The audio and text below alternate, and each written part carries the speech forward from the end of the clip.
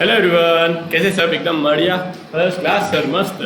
कहाँ पे थे अपन? कौन से चैप्टर पे थे? Chapter number 4, right?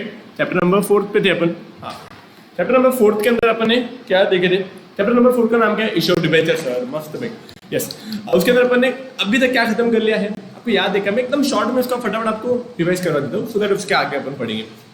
प्लीज इसको स्किप मत करना, नहीं तो आपको लगेगा यार सर तो बोलते रहते हैं। मैं ये मेरे लिए रिवीजन नहीं करता, आपके लिए करता, सो दैट फिर आपको बार बार अगर ब्रेन पे हिट होगा ना तो अच्छे तरीके से लर्न होगा। ठीक है, मैं खत्म कर सकता टॉपिक, मेरा पूरा खत्म हो जाएगा फटाफट, लेकिन क्या है फिर आपको लर्न नहीं होगा। ठीक है, ओके, अपन कहाँ पे थे? आपको याद है क्या? अपन ने चैप्टर के अंदर क्या क्या खत्म कर दिया है? सर रुको, हम बोलते हैं आपको। सबसे पहले फर्स्ट पार्ट में देखे थे अबाउट डिबेंचर्स, याद है? अबाउट डिबेंचर्स के अंदर सारे के सारे पॉइंट थे। सेकंड थिंग अपन ने करी थी, what is the provision of companies act 2013 for issue of debenture. Debenture issue करने की प्रोविजन क्या है? प्रोविजन मतलब कानून क्या बोलता है, कंपनीज एक्ट क्या बोलता है? पक्का? Yes sir. इसके बाद में देखे थे अपन कौन सा कानून क्या बोलते हैं? कानून क्या बोलता है? कंपनीज रूल्स 2014 क्या बोलता है? किसके बारे में? इश्यू ऑफ डिबेंचर्स के बारे में, राइट? थर्ड, क्या securities exchange board of India SEBI, उसकी भी कोई IFDR की प्रोविजन होती है क्या? Yes, issuance and disclosure requirement, IFDR बोल देते हैं अपन उसको। ठीक है, उनकी भी कोई रिक्वायरमेंट रहती है क्या? यस। सबसे पहले जो अपने पार्ट देखे थे, जो एक पहला, अगर मुकेश अंबानी ने पैसे लगाए थे उसको ओनर्स कैपिटल बोलते थे। अगर कंपनी ने बोरिंग करवाया, समझो, अच्छा, कंपनी ने बोरिंग करवाया, बोरिंग दो तरीके से, एक तो अपन बैंक में जाके पैसे ले सकते थे, दूसरा अपन कहाँ पे जाएंगे? पब्लिक के पास में। सपोज मैं पहले बैंक के पास में गया और मैं उनका एलिजिबिलिटी क्राइटेरिया मैं पास नहीं कर पाया, उन्होंने मुझे पैसा नहीं दिया, तो उस चक्कर के अंदर मैंने मुकेश अंबानी को क्या दिया था? बोला पब्लिक के पास में लोन लेने जाओ, कोई बंदा आपको 5,000 रुपये देगा, कोई बंदा आपको 10,000 रुपये देगा, कोई बंदा आपको 20,000 रुपये, जैसा भी उसको लगा वो वैसा आपको लोन दे सकता है। सिंस ये लोन है, इसके ऊपर आपको इंटरेस्ट देना जरूरी है। Debenture means a loan given by public to the company on which interest is based. हमेशा डेफिनेशन तो एक ही बोलना, 3 part. Debenture is a type of loan given by public on which interest is being paid. ठीक है, okay. अभी अपन एक जैसा डिबेंचर को शेयर होल्डर्स अगर कंपनी को पैसा देते हैं तो अपन उनको शेयर सर्टिफिकेट बांटते थे, याद है? पैसा डिबेंचर होल्डर्स अगर कंपनी को पैसा देते हैं तो अपन उनको डिबेंचर होल्डर्स को क्या देते हैं? Debenture certificate. यस, अभी अपन ने अबाउट डिबेंचर्स के अंदर देखे थे, क्या था? पहले डिबेंचर्स की टाइप मीनिंग बोला था उसने। डिबेंचर एक टाइप का लोन है जो पब्लिक कंपनी को देती है। दूसरा, कंपनी डिबेंचर कैसे दे सकती है? 2 क्वेश्चन थे, आई थिंक मैं इसको हटा देता, ये वाला इस पर आ जाता है। डिबेंचर, पहला डिबेंचर इस पहले वो तो मीनिंग बताया। दूसरा, जनरली डिबेंचर्स एक लॉन्ग टर्म पीरियड के लिए अपन कंपनी इशू करती है, जिनको थोड़ा ज्यादा टाइम पीरियड के लिए पैसा चाहिए, थोड़ा टाइम पीरियड के लिए चाहिए और लोन नहीं चाहिए लोगों को, कंपनी को अपना ओनरशिप बाहर के लोगों को देना नहीं है, तो वो केस के अंदर वो क्या बांटेंगे? डिपॉजिट्स। लॉन्ग टर्म पीरियड के लिए चाहिए उनके पास में डिबेंचर एक ऑप्शन है, बॉन्ड्स एक ऑप्शन थी। एक्स्ट्रा लॉन्ग टर्म के लिए तो बॉन्ड्स, एक लॉन्ग टर्म पीरियड के लिए डिबेंचर्स। पक्का? यस। दूसरा, उसके बाद में टाइप्स ऑफ डिबेंचर का पॉइंट डाले थे। अपने को क्या माइंड को ऐसा फ्रेम देना, एक पॉइंट है कंपनी का, एक मीनिंग का आया था, दूसरा आया था लॉन्ग टर्म सोर्स के लिए, फिर टाइप्स के दो पॉइंट है, और तीसरा पॉइंट भी टाइप्स से रिलेटेड ही था। जैसा कंपनी सिक्योर्ड और अनसिक्योर्ड डिबेंचर इशू कर सकती है मार्केट के अंदर, कंपनी कन्वर्टिबल और नॉन कन्वर्टिबल डिबेंचर दे सकती है। कन्वर्टिबल के अंदर 2 थे, एक था फुल्ली कन्वर्टिबल डिबेंचर, एक था पार्टली कन्वर्टिबल डिबेंचर, फिर एक कुछ तो भी रिडम्पशन का पॉइंट था। यस, डिबेंचर्स का पैसा कहाँ से आ सकता है? कहाँ से आ सकता है? कंपनी पब्लिक से पैसा मांग सकती है, कंपनी प्राइवेट प्लेसमेंट के थ्रू पैसा बुला सकती है, कंपनी पब्लिक से तो बुला सकती है, और दूसरा कंपनी के जो मेंबर्स रहते हैं जिसको शेयर होल्डर भी बोला जाता है उनसे अपन बुला सकते हैं। दूसरा, कंपनी के शेयर्स को क्या लिफ्ट करवा सकती है कंपनी, डिबेंचर्स को क्या लिफ्ट करवा सकती है क्या? या स्टॉक एक्सचेंजेस पे लिफ्ट करा सकती है। कंपनी के डिबेंचर्स को इशू करने का पावर, अधिकार किसके पास में दिया गया बच्चा? किसके पास में किसके पास में पावर दिया गया सर? बोर्ड ऑफ डायरेक्टर के पास में। बोर्ड ऑफ डायरेक्टर के पास में एक लिमिट तक है, उसके पास में क्या उनको शेयर होल्डर्स का अप्रूवल लेना पड़ेगा क्या? यस। कौन सी कंपनी डिबेंचर्स के थ्रू पैसा ले सकती है? कौन सी कंपनी का डिबेंचर्स के थ्रू पैसा नहीं ले सकती है? एक कंपनी जिसको प्रोहिबिट करे हुआ है, जिसके डायरेक्टर कंपनी या प्रमोटर को प्रोहिबिट किया है कि आप सिक्योरिटी मार्केट में मत एंटर करो और आप डिबेंचर्स के थ्रू पैसा मत रेस करो, पहला उनको वो कंपनी अलाउड नहीं है। ठीक है। दूसरा, जिन्होंने खुद के अपने आप को बोला हुआ है कि हमने as a wilful defaulter declare करे हुआ है। विलफुल डिफॉल्टर कौन डिक्लेयर करता है? जो खुद ही नहीं डिसाइड करते कि बॉस मैं आज से डिबेंचर होल्डर्स का पैसा नहीं दूंगा, तो फिर आज वो भविष्य के अंदर कभी भी डिबेंचर होल्डर्स के थ्रू पैसा ले नहीं सकता है। पक्का? यस, मैं देख रहा था रिकॉर्डिंग हो रही है कि नहीं। दूसरा, यस, वो एक, फिर वो 6 महीने के अंदर आपने कोई भी टाइप का लोन या बॉन्ड्स या डिपॉजिट्स या डिबेंचर्स का किसका भी 6 महीने से ज़्यादा प्रिंसिपल या इंटरेस्ट नहीं दिया तो अभी आपको अलाउड नहीं है। पक्का? इसके अंदर अपन क्या क्या पढ़ने वाले थे, ये अपन चलना यार। रेगुलेशन कौन सी? एक तो कंपनीज एक्ट की प्रोविजन अप्लीकेबल हो जाती है, दूसरा कंपनीज रूल्स की प्रोविजन अप्लीकेबल हो जाती है, राइट? यस। उसके बाद में RBI की गाइडलाइंस अप्लीकेबल हो जाती है। RBI कौन सी गाइडलाइन बेटा? RBI कौन सी गाइडलाइन? आरबीआई गाइडलाइंस और ये सेबी की वेरियस रेगुलेशन अपने को अप्लीकेबल हो जाती है, अपने को वो फॉलो करना पड़ता है, आरबीआई की गाइडलाइंस और सेबी की गाइडलाइंस। ठीक है, अब इसके अपन देख लिए क्या है यार, ये क्या है यार, आप बोलो। पहले सबसे पहला वो रेगुलेशन अपने को देखे थे अपन ने। आपको याद है क्या, मैंने बोला था आपको कंपनीज एक्ट के अंदर कुछ तो भी रेगुलेशन है, किस चीज़ की रेगुलेशन थी, डिबेंचर होल्डर्स को वोटिंग का अधिकार नहीं रहता। ये कौन बोला था, कंपनीज एक्ट ने बोला था, नो वोटिंग राइट। ये चल रहा क्यों नहीं पिन, 2 मिनट मैं, हाँ अब हमने वो देखे थे ना प्रोविजंस का मुद्दा, ये अपन इमेजेस के थ्रू लर्न करेंगे। सबसे पहला क्या प्रोविजंस थी कि डिबेंचर होल्डर्स को वोटिंग राइट नहीं मिलती है, राइट। दूसरा डिबेंचर्स के टाइप्स रहते हैं, secured, unsecured, convertible, non convertible. ये किसने बताया था, कंपनीज एक्ट ने बताया था कि ऐसा ऐसा रहता है। दूसरा एक पॉइंट था जो इसके अंदर इमेजेस के अंदर कवर नहीं था, वो था डिबेंचर होल्डर्स को 6 महीने के अंदर डिबेंचर सर्टिफिकेट इशू करना पड़ता है। From which date, from the date of allotment, right. आपको याद है। फिर दूसरा, डिबेंचर होल्डर्स को टाइम टू टाइम उनका इंटरेस्ट और उनका रिपेमेंट ऑफ कैपिटल करना पड़ता है। दूसरा, डिबेंचर होल्डर्स का जितना भी पैसा, जितना भी अमाउंट मैच्योर्ड होने रहता है, या ऐसा बोल सकते हैं अपन कि एक पार्ट ऑफ प्रॉफिट अपने को अपना प्रॉफिट का निकाल के डीआरआर, डिबेंचर रिडम्पशन रिजर्व के अंदर डाल के रखना पड़ता है। ये कौन बोला था अपने को, कंपनीज एक्ट ने बोला था, बोल के अपने को वो प्रोविजंस को फॉलो करना पड़ता है। दूसरा, डिबेंचर ट्रस्टीज का एक पॉइंट था, हर कंपनी को डिबेंचर ट्रस्टीज को अपॉइंट करना जरूरी है। और जो डिबेंचर ट्रस्टीज के पास में एक पावर रहता है, किस चीज़ का पावर रहता है, अगर कंपनी उनको वो नहीं दे रही है और डिबेंचर ट्रस्टीज को अपॉइंट करना जरूरी है, कंपनीज एक्ट ने बोला था। उसके बाद वाला पॉइंट था नेशनल कंपनी लॉ ट्रिब्यूनल का एक पॉइंट है, याद है आपको, क्या कैसा वाला पॉइंट है वो, इन केस अगर कोई कंपनी ने डिबेंचर होल्डर्स को उनका इंटरेस्ट या उनका प्रिंसिपल का रिपेमेंट नहीं किया, तो डिबेंचर ट्रस्टीज के पास में पावर है कि वो नेशनल कंपनी लॉ ट्रिब्यूनल के पास में एप्लीकेशन लेके जा सकता है, और नेशनल कंपनी लॉ ट्रिब्यूनल प्यार से NCLT कंपनी को, बोर्ड ऑफ डायरेक्टर को ऑर्डर देंगी कि वो क्या करे, जिनको भी इंटरेस्ट नहीं दिया उनको इंटरेस्ट दे दे, पक्का, या रिपेमेंट ऑफ कैपिटल जिसका बाकी वो रिपेमेंट ऑफ कैपिटल कर डाले। ठीक है, ठीक है। इसके बाद में क्या ट्रस्टीज के पास में एक भी पावर है क्या, वो NCLT के पास में और एक काम के लिए भी जा सकते हैं क्या, यस, बोझा चढ़ाना, मतलब और ज्यादा मत बोझा चढ़ाओ वो पर्टिकुलर प्रॉपर्टी के ऊपर, और ज्यादा गिरवी मत रखो वो पर्टिकुलर प्रॉपर्टी, तो वैसा कर सकते हैं अपन, बिल्कुल कर सकते हैं। ठीक। दूसरा, एडिशनल डेब्ट क्रिएट करने को मना कर सकती है। दूसरा, एक फाइन का पॉइंट था। फाइन का पॉइंट क्या था, फाइन का पॉइंट क्या था कि डिबेंचर होल्डर्स के ऊपर अपन कौन कौन फाइन लगा सकता है, ये अगर कंपनी के डायरेक्टर या जो रिस्पॉन्सिबल ऑफिसर था उसने कुछ गलती किया है, तो वो केस के अंदर फाइन भी लगेगा, हो सकता है जेल भी हो जाए, हो सकता है दोनों हो जाए, पक्का पक्का, यस। ये क्या था, ये कंपनीज एक्ट की प्रोविजन थी। मैं इतना फास्ट क्यों बोल रहा हूँ, इतना फटाफट ऐसा इसलिए क्यों, बिकॉज ये ऑलरेडी पहले हो चुका है अपना, है ना। ठीक है, यस, ओके।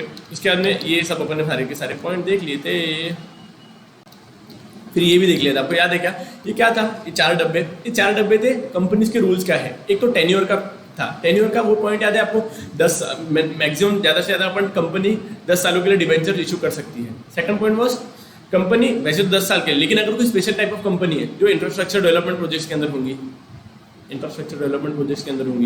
उसके केस में सेंट्रल गवर्नमेंट, RBI और मिनिस्ट्री ऑफ कॉर्पोरेट अफेयर्स को रिक्वेस्ट करके वो 10 साल का टाइम पीरियड एक्सटेंड होकर 30 साल का भी हो सकता है। ये था टेन्योर वाला पॉइंट याद है। दूसरा, क्रिएट चार्ज ऑन असेट। ये क्रिएट चार्ज ऑन असेट का पॉइंट क्या था, हर कंपनी को अपने असेट्स को गिरवी रखाना पड़ता है। तो कंपनी खुद के असेट्स को रखा सकती है, होल्डिंग का मतलब खुद के कंपनी बोले तो होल्डिंग कंपनी, मेरी एसोसिएट कंपनी का भी मैं असेट्स को गिरवी रखा सकता, और सब्सिडरी कंपनी के भी असेट्स को गिरवी रखा सकता। दूसरा, appointment of debenture trustees. Appointment of debenture trustees का पॉइंट क्या था, हर कंपनी को डिबेंचर ट्रस्टीज को अपॉइंट करना जरूरी रहता है। एक्चुअली प्रोस्पेक्टस इशू करने के पहले ही अपने को डिबेंचर ट्रस्टीज को अपॉइंट करना पड़ता है, और जैसे ही अपन उनके अलॉटमेंट के 60 दिन के अंदर अंदर उनके साथ में डिबेंचर ट्रस्ट डीड एंटर करना पड़ती है। तो सेकंड में पॉइंट को थोड़ा सा आई थिंक भूल रहा हूँ, डिबेंचर ट्रस्टीज को अपॉइंट करना जरूरी है। जैसे ही अपन प्रोस्पेक्टस बांटने के पहले डिबेंचर ट्रस्टीज को अपॉइंट करना जरूरी है, बिकॉज उनका नाम अपने को प्रोस्पेक्टस के अंदर डालना पड़ता है, और उनके साथ में डीड 60 दिन के अंदर एंटर हो जानी चाहिए, ऐसा वाला पॉइंट था, राइट। अपॉइंट करना जरूरी है, क्यों जरूरी है,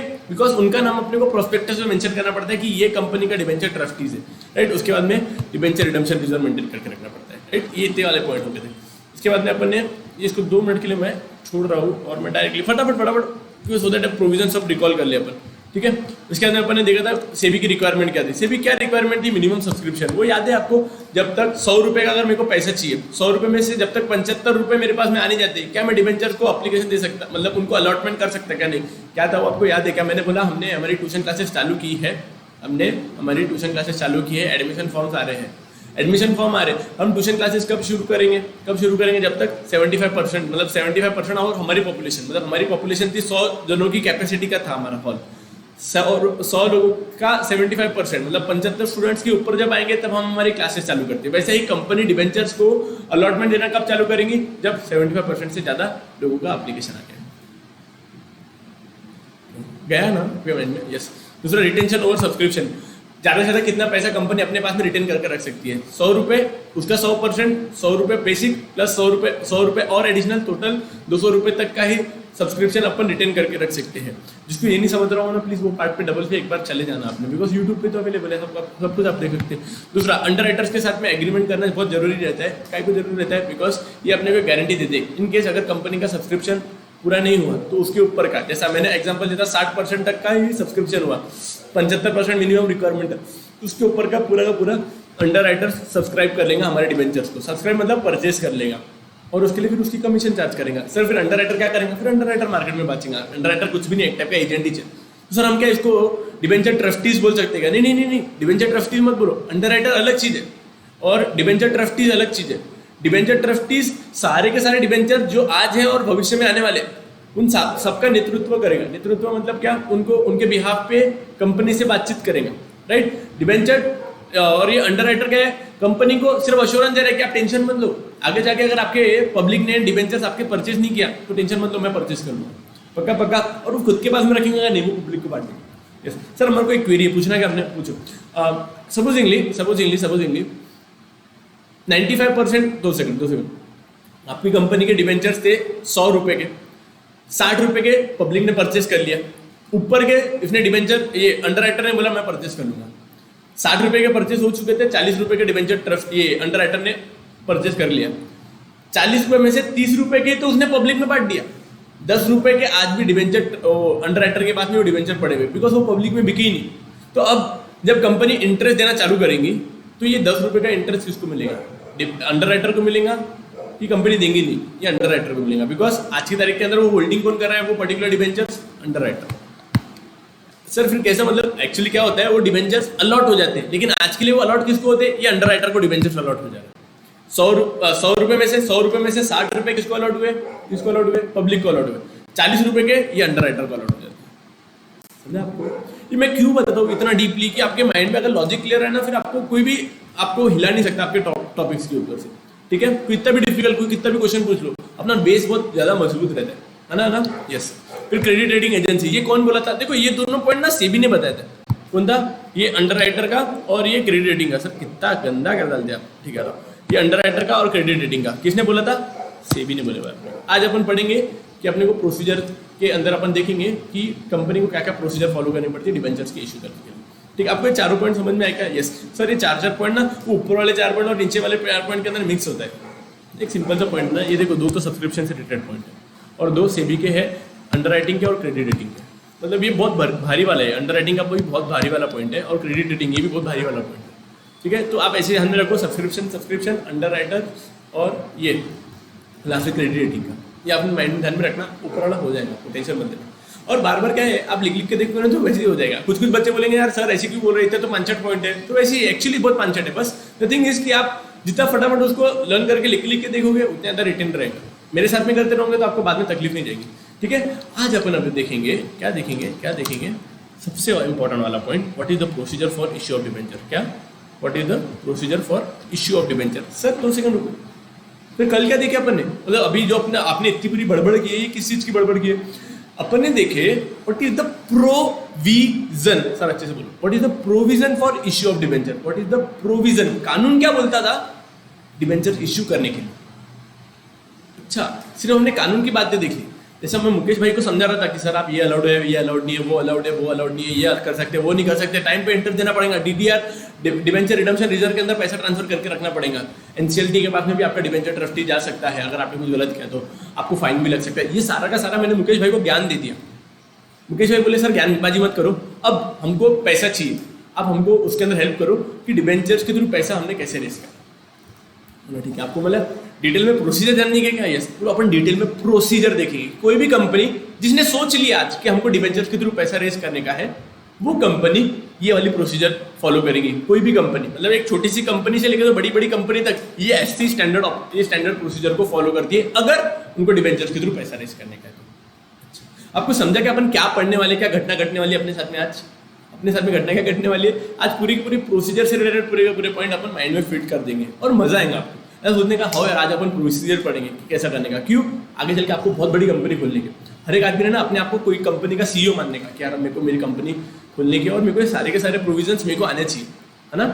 ये एक्चुअली ऐसा है, आप बड़े बड़े लोगों को देखेंगे ना, वो ऐसा नहीं है कि उनको नॉलेज नहीं है। बहुत सारे बड़े बड़े जो बिल्डर्स रहते हैं या जो जिन्होंने बड़ी बड़ी कंपनी चलाई है ना, वो खुद चार्टर्ड अकाउंटेंट्स है।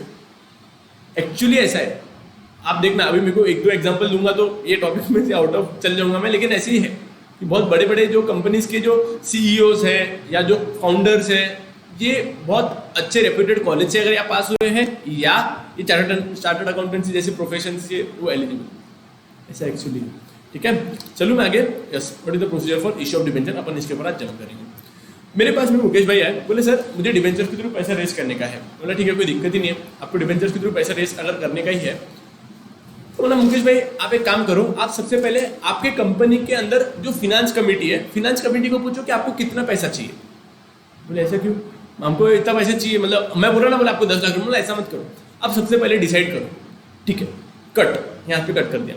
अब सुनो कंपनी के अंदर क्या चल रहा है, मैं आपको कंपनी के अंदर बताता हूँ। कंपनी जब नवा कोई प्रोजेक्ट के बारे में सोचते रहती है ना, तो एक रहती है रिकमेंडेशन कमेटी। रिकमेंडेशन कमेटी क्या करती है, वो अलग अलग टेक्नोलॉजीज को मार्केट में सर्च करती है कि उसकी डिमांड कितनी है, सप्लाई कितना आ रहा है आज की तारीख के अंदर। 5G नेटवर्क की डिमांड बहुत ज्यादा है, लेकिन सप्लाई करने वाला कोई नहीं है। रिकमेंडेशन कमेटी ने बोल दिया, किसको बोला, ये टेक्नोलॉजी कंपनी को कि यार ये टेक्नोलॉजी की आज मार्केट में बहुत डिमांड है। जैसा रिलायंस जियो के केस में बात करते हैं, रिलायंस जियो के केस के अंदर वो बोले, रिलायंस जियो के केस में उन्होंने बोला कि यार आज 5G नेटवर्क, अरे यार मैं इतना ऐसा बुरा बुरा दिख रहा है, पूरा कलर ही खराब हो गया। हेलो, अपन नॉर्मल हुआ, ऐसे क्यों हो रहा है क्या पता। ठीक है ठीक है ठीक है, एक्सट्रीमली सॉरी। हाँ, मैं बोल रहा था, आप बोलते भी नहीं मेरा कलर खराब हुआ सर, हम कैसे क्या बोलेंगे।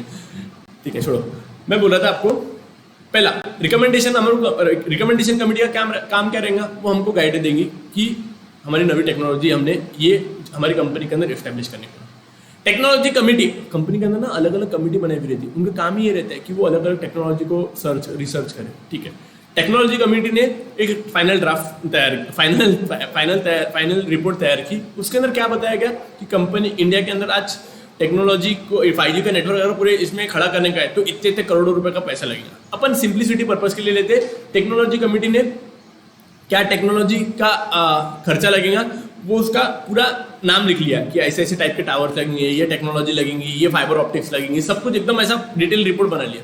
वो रिपोर्ट सबमिट करती है फिनांस कमेटी को। फिनांस कमेटी क्या उसको रिव्यू करती है, जो भी टेक्नोलॉजी उन्होंने, जो टेक्नोलॉजी कमेटी ने दिया है वो फिनांस कमेटी उसका रेट निकालती है, मार्केट से कोटेशन निकालती है। कोटेशन नहीं कि अपन बोलते हैं कि भैया हमको ये पर्टिकुलर टेक्नोलॉजी, ये हमारे को पर्टिकुलर टावर चाहिए, ये ऐसी वाली वायर चाहिए, बताओ कितना कितना खर्चा लगेगा इसको। तो फिर अलग अलग कंपनीज ये उनको सप्लाई करती है, टेंडर करती है, फिर उनको दिया जाता है कि हम सर आपको ये पर्टिकुलर टेक्नोलॉजी इतने इतने रुपए में देने वाले हैं। फिनांस कमेटी पूरा का पूरा रेट फाइनल करती है। से एन एग्जाम्पल 10 लाख रुपए में, वैसे तो बहुत करोड़ों की बात है लेकिन मैं एग्जाम्पल पर्पज के लिए ले रहा हूँ कि फिनांस कमेटी ने फाइनल किया कि हमको 10 लाख रुपए का पैसा चाहिए। ये finance committee board of director को बताती है कि सर अगर रिकमेंडेशन कमेटी बोलती है कि 5G नेटवर्क होना, क्या बोलते हैं टेक्नोलॉजी कमेटी बोलती है कि यहाँ ये टेक्नोलॉजी होना, अगर जब हमने, और फिनांस कमेटी बोलती है हमने पूरा का पूरा कैलकुलेशन किया, बोर्ड ऑफ डायरेक्टर्स हमने पूरा का पूरा कैलकुलेट किया और कंपनी को अगर ऐसा पूरे इंडिया के अंदर अगर टावर्स खड़े करने तो उसको 10 लाख रुपए का खर्चा आएगा। ठीक है, कोई दिक्कत ही नहीं, मस्त भाई, उन्होंने समझ लिया कि 10 लाख रुपए का टोटल खर्चा। अब बोर्ड ऑफ डायरेक्टर डिसाइड करते कि यार ये वाला पैसा कहाँ से लेना, कहाँ से ले सकते हैं। कंपनी चाहे तो शेयर्स बांट सकती है, कंपनी चाहे तो डिबेंचर्स बांट सकती है, कंपनी चाहे तो बॉन्ड बांट सकती है, किसके थ्रू भी डिबेंचर, किसके थ्रू भी वो पैसा रेज कर सकती है। कंपनी चाहे तो बैंक में जाके पैसे ले सकती है। सपोजिंगली कंपनी ने डिसाइड किया कि हमको डिबेंचर्स के थ्रू पैसा लाने का है, कंपनी को डिबेंचर्स के थ्रू पैसा रेज करने का है। वो केस के अंदर कंपनी डिसाइड करती है, किस चीज की डिसाइड करती है कि पहला कितना अमाउंट का डिबेंचर चाहिए। ये फाइनल करने में किसने हेल्प किया था कंपनी को, किसने हेल्प किया था बोलो ना, फिनांस कमेटी ने। फिनांस कमेटी ने बोला था ना 10 लाख रुपए का पैसा चाहिए। ठीक है, बोर्ड ऑफ डायरेक्टर बोलते हैं हमको 10 लाख रुपए चाहिए। Board of director second decision लेते कैसे टाइप का डिबेंचर इशू करने का है। सर कैसे टाइप का डिबेंचर इशू करने का मतलब क्या है, सिक्योर्ड करने का है कि अनसिक्योर्ड करने का है, रिडीमेबल करने का है कि इरिडीमेबल करने का है, कन्वर्टिबल करने का है कि नॉन कन्वर्टिबल करने का है, SRT, TT, और T बोले तो रजिस्टर्ड करने का कि बियर, कैसे टाइप का डिबेंचर इश्यू करने का है, ये कौन डिसाइड करेगा? बोर्ड ऑफ डायरेक्टर डिसाइड करेगा। Okay okay okay. और कितना भी वैल्यू का डिसाइड करने का ना, ये भी फाइनेंस कमेटी डिसाइड नहीं करती है। फाइनेंस कमेटी अमाउंट कैलकुलेट करती है, लेकिन वो किसको बताती है? बोर्ड ऑफ डायरेक्टर को बताती है। ठीक है, तो बोर्ड ऑफ डायरेक्टर क्या डिसाइड करेगा? पहली बात तो अमाउंट, दूसरा टाइप ऑफ डिबेंचर कितना करने का है, और एक डिबेंचर की कीमत कितनी रहेगी। जैसा कंपनी ने बोला 10 लाख रुपए चाहिए हमको, कंपनी ने बोला 10 लाख रुपए का हमको चाहिए।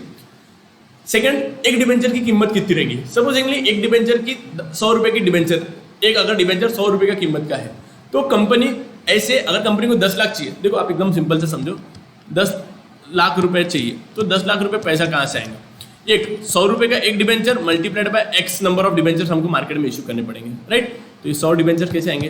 10 लाख रुपए, कंपनी टोटल 10,000 डिबेंचर्स इशू करेंगे। 10,000 ही ना? हाँ, कंपनी टोटल कितने डिबेंचर इशू करेंगे बच्चा? 10,000 डिबेंचर्स मार्केट में इशू किया जाएगा। कितने नंबर ऑफ डिबेंचर्स, ये भी कौन फाइनल करेगा?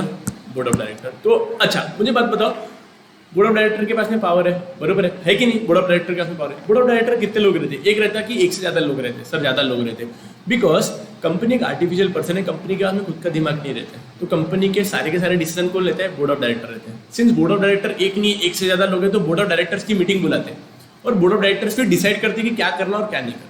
तो सबसे पहला, जब भी आप प्रोसीजर पढ़ोगे ना पूरे के पूरे एसपी के अंदर, तो पहला पॉइंट 90% या 95% केसेस के अंदर ऐसा होगा, पास रिजोल्यूशन इन बोर्ड मीटिंग। सबसे पहला पॉइंट आप माइंड में रखो कि सबसे पहले प्रोसीजर, हाँ मैं प्रोविजन नहीं बोल रहा, मैं प्रोसीजर का पार्ट बोल रहा हूँ, पास रिजोल्यूशन इन बोर्ड मीटिंग सबसे पहले। अब मैं सेकंड पॉइंट आपको बताना चाहता था, आपको ये पॉइंट याद था क्या सर?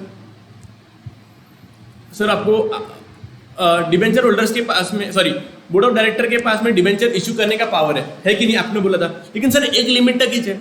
मैं एग्जांपल पर्पस के लिए देता, हमारे बोर्ड ऑफ डायरेक्टर्स को डिबेंचर इशू करने का पावर है, लेकिन वो सिर्फ 5 लाख तक का ही पावर है। हमको कितने डिबेंचर इशू करने के? 10 लाख रुपए के। एक लिमिट के ऊपर अगर डिबेंचर को इशू करने का है, तो हमारे को शेयर होल्डर्स की परमिशन लेंगे क्या? यस। शेयर होल्डर की परमिशन कैसे लेना? व्हाट्सएप पे, फेसबुक, इंस्टाग्राम पे ले लेते हैं मस्त पे की। सर गूगल फॉर्म पे नहीं।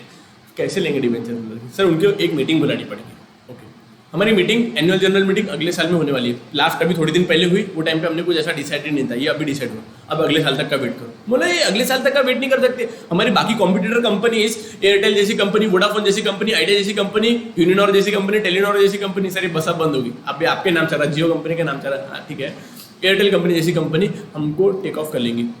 बोला अर्जेंट में शेयर होल्डर को बुलाओ, शेयर होल्डर की अर्जेंट में मीटिंग बुलाओ। जो अर्जेंट में मीटिंग बुलाते हैं वो वाली मीटिंग का नाम क्या रहता है? Extra ordinary general meeting. वो मीटिंग के अंदर सारे के सारे शेयर होल्डर्स आएंगे और वो अप्रूव करेंगे किसको? बोर्ड ऑफ डायरेक्टर के पावर को इंक्रीज कराने में। उसके लिए स्पेशल रिजोल्यूशन पास करना पड़ेगा। स्पेशल रिजोल्यूशन का मतलब क्या है? जब 75% से ज्यादा प्रेजेंट शेयर होल्डर, प्रेजेंट मतलब क्या? जैसा हमारी कंपनी के अंदर टोटल 200 शेयर होल्डर्स है। कितने? 200। हमने मीटिंग का सबको लेटर भेजा, आओ रे भाई आओ, हमारी कंपनी की मीटिंग है, आओ। सिर्फ 100 लोग ही है, तो जितने प्रेजेंट है उसका 75% निकालेंगे। जितने प्रेजेंट है उसका 75 कि टोटल शेयर होल्डर्स का 75 करना। सर जो आए नहीं फिर वोटिंग कैसे करेंगे? नहीं सर बरोबर बोल रहे हैं आप, जो प्रेजेंट है उनका 75%, उनका 70%। पक्का? यस। उनकी अपन मीटिंग लेंगे, पक्का? यस। ये कब? जब हमारे को बोर्ड ऑफ डायरेक्टर का पावर इंक्रीज करने का। कब? बोर्ड ऑफ डायरेक्टर का पावर इंक्रीज करने का। कब? बोर्ड ऑफ डायरेक्टर का पावर इंक्रीज करने का। सर ऐसा क्योंकि साथ वो ठीक है, जैसा 3 बार क्यों बोल रहे हैं? एक ही चीज को मेरे को पॉइंट करवाने का है कि ये हर केस में नहीं रहेगा, ये सिर्फ एक ही केस में रहेगा जब बोर्ड ऑफ डायरेक्टर का पावर इंक्रीज करने का। तो सर हमने हर आंसर में लिखना नहीं क्या ऐसा? अरे ये प्रोसीजर आपको तो ऐसी लिखनी पड़ेगी कि hold extra ordinary general meeting. आपको 2 पॉइंट माइंड में क्लियर हुआ क्या? हाँ, सबसे पहले बोर्ड ऑफ डायरेक्टर। सर वो नहीं बोलना कि हमने वो research committee, recommendation committee, technology committee को देंगी, टेक्नोलॉजी कमेटी को इसको देंगी। ये मैंने आपको ज्ञानवर्धनम किया, मुझे पता है अंदर कैसे चलता है, इसलिए मैंने आपको बताया। बाकी लोग क्या करेंगे? आपको सिर्फ इतना बताएंगे, वो बेटा बोर्ड ऑफ डायरेक्टर की मीटिंग होती है, बोर्ड ऑफ डायरेक्टर की मीटिंग में अमाउंट डिसाइड करता है कितने। मैं चाहता हूँ उसके बैक साइड का भी आपको पता चले। आपको दोनों चीज समझे? बोर्ड ऑफ डायरेक्टर का डिसाइड किया, यस, लिमिट के ऊपर है तो फिर एक्स्ट्रा ऑर्डिनरी जनरल मीटिंग करेंगे, यस। और एक माइंड के अंदर आप एकदम टाइट बांध के रखो, जब भी कंपनी कोई भी टाइप का शेयर होल्डर्स का रिजोल्यूशन पास करेंगे, अगर वो स्पेशल रिजोल्यूशन, सॉरी कोई भी टाइप का नहीं, अगर वो स्पेशल रिजोल्यूशन शेयर होल्डर्स का पास करती है, तो उनको आरओसी जो रहती है ना, रजिस्ट्रार ऑफ कंपनीज, उनको वो कॉपी, स्पेशल रिजोल्यूशन की कॉपी फाइल करनी पड़ती है। किसके पास में? आरओसी के पास में, 30 दिन के अंदर। अच्छा सर इसे एकदम ताकत से मत बोलो, आराम से बोलो। मैंने बोला कोई भी कंपनी जब शेयर होल्डर्स का रिजोल्यूशन पास करेंगे और उसके लिए रिजोल्यूशन पास करने के 30 दिन के बाद अंदर 30 दिन के अंदर विद इन 30 डेज आरओसी के पास में वो रिजोल्यूशन की कॉपी फाइल करना जरूरी है। क्यों? ये तो मेन रीजन है ना, ऐसे करते ठीक है, लेकिन क्यों करते होंगे उसके पीछे का लॉजिक समझो। मुझे एक बात बताओ, कंपनी के डायरेक्टर्स का पावर कहाँ पे लिखा रहता है? डायरेक्टर ये कर सकते, ये नहीं कर सकते, वो कर सकते, ये नहीं कर सकते। सर रूल बुक का नाम बोलो ना, article of association. Article of association के अंदर अपने को चेंज करना पड़ेगा क्या? यस। आर्टिकल ऑफ एसोसिएशन और मेमोरेंडम ऑफ एसोसिएशन, इनके अंदर कभी भी अगर अपने को चेंज करना रहता है ना, तो उसके लिए स्पेशल रिजोल्यूशन ही पास करना पड़ता है। माइंड में फिट करके रखते हो। और एमओए और एओए के अंदर कुछ भी चेंजेस हुआ ना तो आरओसी को बताना पड़ता है, ठीक है। लेकिन क्यों आरओसी को आपको बताना? बेटा जब कंपनी फॉर्म हो रही थी, अपन ने आरओसी को अपना रजिस्टर ऑफ कंपनीज के पास में अपना एमओए और एओए की कॉपी दिए थे कि नहीं? यस। उसके अंदर अभी अपन चेंज करें तो उनके पास में नवी न्यू ब्रांड कॉपी होना कि नहीं होना? इस वजह से उनको अपडेटेड कॉपी अपन आरओसी को देते। पक्का समझा? एकदम मस्त पैकी लॉजिक समझा क्या बच्चा? आपको समझा ना? आपको मैं क्या बताना चाहता था? यस ठीक है। सर एक क्वेरी पूछना कि अभी आया बोल के पूछ रहे हम, ठीक है सर। आरओसी को आप आपके एमओए और एओए की कॉपी क्यों देते हैं? मस्त पूछा क्वेश्चन। क्यों पूछा ऐसा? सर क्यों करते हैं अपन आरओसी को एमओए और एओए की कॉपी क्यों देते हैं अपन? बेटा एक बात समझो, कंपनी को जब भी, कंपनी एक नेचुरल पर्सन है कि आर्टिफिशियल पर्सन है? आर्टिफिशियल पर्सन है। कंपनी को ना पैसा अलग अलग जगह से मिलता है। अब उनको जब कंपनी को पैसा मिलता है, अलग अलग लोग जब कंपनी को पैसा देते हैं, उनको कंपनी के बारे में पता रहना चाहिए कि नहीं पता रहना चाहिए? नहीं पता रहना चाहिए। तो सर फिर कंपनी के पास में भी तो जाके डायरेक्ट बता सकते हैं, हमको तुम्हारा एमओए और एओए की कॉपी बताओ, हमको तुम्हारी एमओए और एओए की कॉपी चेक करने की। मेरे को बताओ, अगर सपोजिंगली कोई ट्रांजेक्शन को उन्होंने चेंज कर दिया, तो एमओए एओए के अंदर कुछ चेंजेस कर दिए सिर्फ सो दैट कि वो सामने वाले से पैसे मिल पाए, वो एक फ्रॉडुलेंट तरीके से उनसे पैसा ऐंठने के लिए उन्होंने अपने एमओए और एओए की कॉपी को चेंज कर दिया, तो वो केस के अंदर सामने वाले को पता कैसे चलेगा ये ओरिजिनल कॉपी की डुप्लीकेट कॉपी है कि नहीं? इस वजह से वो डायरेक्टली कंपनी को आता ही नहीं है, वो डायरेक्टली आरओसी के पास में जाता है। आरओसी को बोलता है सर ये फलाना कंपनी, जैसा बीएमए प्राइवेट लिमिटेड के मेरे को एमओए और एओए को मेरे को सिर्फ एक बार चेक करने दो, क्या मैं वो ट्रांजेक्शन उनके साथ में करूँ कि नहीं करूँ। जैसा डिबेंचर होल्डर्स पैसे देने के पहले आरओसी के पास में जाते, उसके अंदर चेक करते क्या डायरेक्टर के पास में उतना पावर है कि नहीं है। समझा? क्योंकि क्या होगा, बोर्ड ऑफ डायरेक्टर खुद के एमओए और एओए के अंदर तो चेंजेस कर लेंगे, जो कि आरओसी के पास में उसके अंदर चेंजेस होगा क्या? नहीं। चेंजेस करवाने के लिए अपने को स्पेशल रिजोल्यूशन की कॉपी सबमिट करनी पड़ेगी क्या? हाँ। अच्छा। ये वो बच्चों को ना ऐसे वाले लॉजिक बहुत ज्यादा काम में आते हैं, जिन्होंने आगे का सीए का या कोई प्रोफेशनल कोर्सेज के बारे में अभी से सोच के रखा है कि हमको वो करना है। बिकॉज ये सारे के सारे लॉजिक वहां पे आपको पढ़ाए जाते हैं। उसके पहले अगर आपको अभी से पता चला ना, तो आपको वहां पे मजा आता है पढ़ने में। ठीक है? यस सर, चलेगा। फाइलिंग विद रजिस्टर करना पड़ेगा क्या अपने को? यस। अपन क्या पढ़े? प्रोसीजर पढ़े। 3 पॉइंट समझ में आया क्या? अपन सबसे पहले रिजोल्यूशन पास करेंगे, काय में? Passing resolution in board meeting. ये पहला वाला रिजोल्यूशन किस चीज के लिए था? कितना डिबेंचर, कितने रुपए का डिबेंचर इशू करना अपने मार्केट में। यस। दूसरा, एक्स्ट्राऑर्डिनरी जनरल मीटिंग होल्ड करना, उसका एक था। कब? जब अगर लिमिट क्रॉस हो रही हो। Third, filing with register of companies, register क्या करना पड़ेगा। यस। 2 पॉइंट बहुत ज्यादा इंपॉर्टेंट है। 2 पॉइंट बहुत ज्यादा इंपॉर्टेंट है। क्यों? पहला पॉइंट, अपने को सेबी ने क्या बोला था? सेबी ने बोला था तो सब्सक्रिप्शन का कुछ भी पॉइंट है। सब्सक्रिप्शन आखिरी के 2 पॉइंट याद है क्या आपको? क्रेडिट रेटिंग एजेंसी से कुछ तो भी अपने को वो लेना पड़ता है सर। हाँ, अपने डिबेंचर्स का रेटिंग करवाना पड़ता है। 2 और मोर क्रेडिट रेटिंग एजेंसी से अपने को अपने डिबेंचर्स को रेट करवाना पड़ता है। सुना था आपने? हाँ, याद है। दूसरा, क्या अंडर राइटर्स के साथ में एग्रीमेंट करना चला, ये भी सेबी ने बोला था कि अपने को। यस। तो आगे वाले 2 पॉइंट अपने को जो सेबी की कंडीशन है ना, वो प्रोसीजर करनी है। जैसा ऑब्टेन क्रेडिट रेटिंग एजेंसी से अपना क्रेडिट रेट करवा के लेना। किसका? अपने डिबेंचर्स का। सर एक बात बोलना क्या हमने, अब हमको ये पॉइंट बता दें कि क्रेडिट रेटिंग का मतलब क्या होता है। क्या होता है? देखो सी, मैंने वो टाइम भी बताया था, मैं सिर्फ एक बार का डबल से रिकॉल करवा रहा हूँ। क्रेडिट रेटिंग का मतलब क्या होता है? आम जनता को पता चलना चाहिए कि यार ये डिबेंचर्स की, ये कंपनी की रेपुटेशन कैसी है। जैसा आगे चल के ऐसा ना हो जाए यार कोई कंपनी ने हमारे साथ में धोखा नहीं दिया, हमको इंटरेस्ट नहीं दिया, तो हमारा पैसा टाइम पे हमको वापस नहीं दिया, तो वो केस के अंदर कंपनी एक्ट बोलता है कि हर कंपनी, सेबी बोलता है कि हर कंपनी जो भी पब्लिक से डिबेंचर इश्यू कर रही है, उनको अपने डिबेंचर्स को क्रेडिट रेट मतलब एक रेटिंग करवा लो, सो दैट पब्लिक को समझ में आए कि हाँ यार एक क्रेडिट रेटिंग मतलब इसको रेटिंग अच्छी मिली हुई है, इसके डिबेंचर्स को अपन परचेज कर सकते हैं। सर ये रेटिंग किसके भी पे देते हो, मतलब क्या पॉइंट्स को कंसिडर करके देते हैं, ये टाइम पे इंटरेस्ट दे रही कि नहीं दे रही, ये प्रॉपर तरीके से डिबेंचर का अगर कोई प्रॉब्लम है तो वो रिजोल्यूशन देती है कि नहीं देती, टाइम पे डिबेंचर होल्डर्स का जब मैच्योरिटी आती है उनको पैसा वापस दे देते हैं। ये 4-5 फैक्टर को कंसिडर करके वो उनको रेट दिया जाता है पक्का। उसके बाद में एक पॉइंट आता था, डिबेंचर के साथ में एक अंडर राइटर एग्रीमेंट करना पड़ता है। यस ओके सर, ये पॉइंट यहाँ पे क्या को आ गए, मतलब देखो अपन फाइलिंग कर दिया, फाइलिंग के बाद में ये मतलब ये अभी पॉइंट यहाँ पे काय को आ गए बेटा, अपने को क्रेडिट रेटिंग भी अपने को क्या प्रोस्पेक्टस के अंदर मेंशन करना पड़ता है, क्या नाम मेंशन करना पड़ता है, क्या अंडर राइटर के साथ अंडर राइटर का भी नाम क्या प्रोस्पेक्टस में मेंशन करना पड़ता है क्या। यस, तो उसके बाद में एक वो पॉइंट आ रहा है इशूइंग ऑफ प्रोस्पेक्टस या ऑफर लेटर या लेटर ऑफ ऑफर, इसका पॉइंट है। क्या बोल रहा है कंपनी को, अपन में वापस एक बार का पूरे के पूरे 5 पॉइंट को वापस एक बार का रिकॉल करो, 5 हुए ना। यस, सबसे पहले कंपनी डिसाइड करेंगे कितना कितना पैसा चाहिए, उसके लिए बोर्ड ऑफ डायरेक्टर का रिजोल्यूशन पास होगा। कंपनी एक एक्स्ट्रा सेकंड पॉइंट, कंपनी एक एक्स्ट्रा ऑर्डिनरी जनरल मीटिंग बुलाएंगे, एक्स्ट्रा ऑर्डिनरी जनरल मीटिंग के अंदर अगर लिमिट क्रॉस हो रही है तो वो मीटिंग में बुलाया जाएगा और उसमें स्पेशल रिजोल्यूशन पास किया जाएगा। थर्ड पॉइंट, वो रिजोल्यूशन की कॉपी आरओसी को देनी पड़ेगी 30 डेज के अंदर। ओके, कंपनी को क्रेडिट रेटिंग ऑब्टेन करनी पड़ेगी, बिल्कुल सही है सर। फिफ्थ पॉइंट नहीं 1 2 3 4 फिफ्थ पॉइंट था, फिफ्थ पॉइंट क्या था कंपनी को, फिफ्थ पॉइंट क्या था सिंपल, कंपनी को एक अंडर राइटिंग एग्रीमेंट एंटर करना पड़ेगा। दूसरा, कंपनी को एक प्रोस्पेक्टस या लेटर ऑफ ऑफर के अंदर उसको पब्लिश करना पड़ेगा, राइट।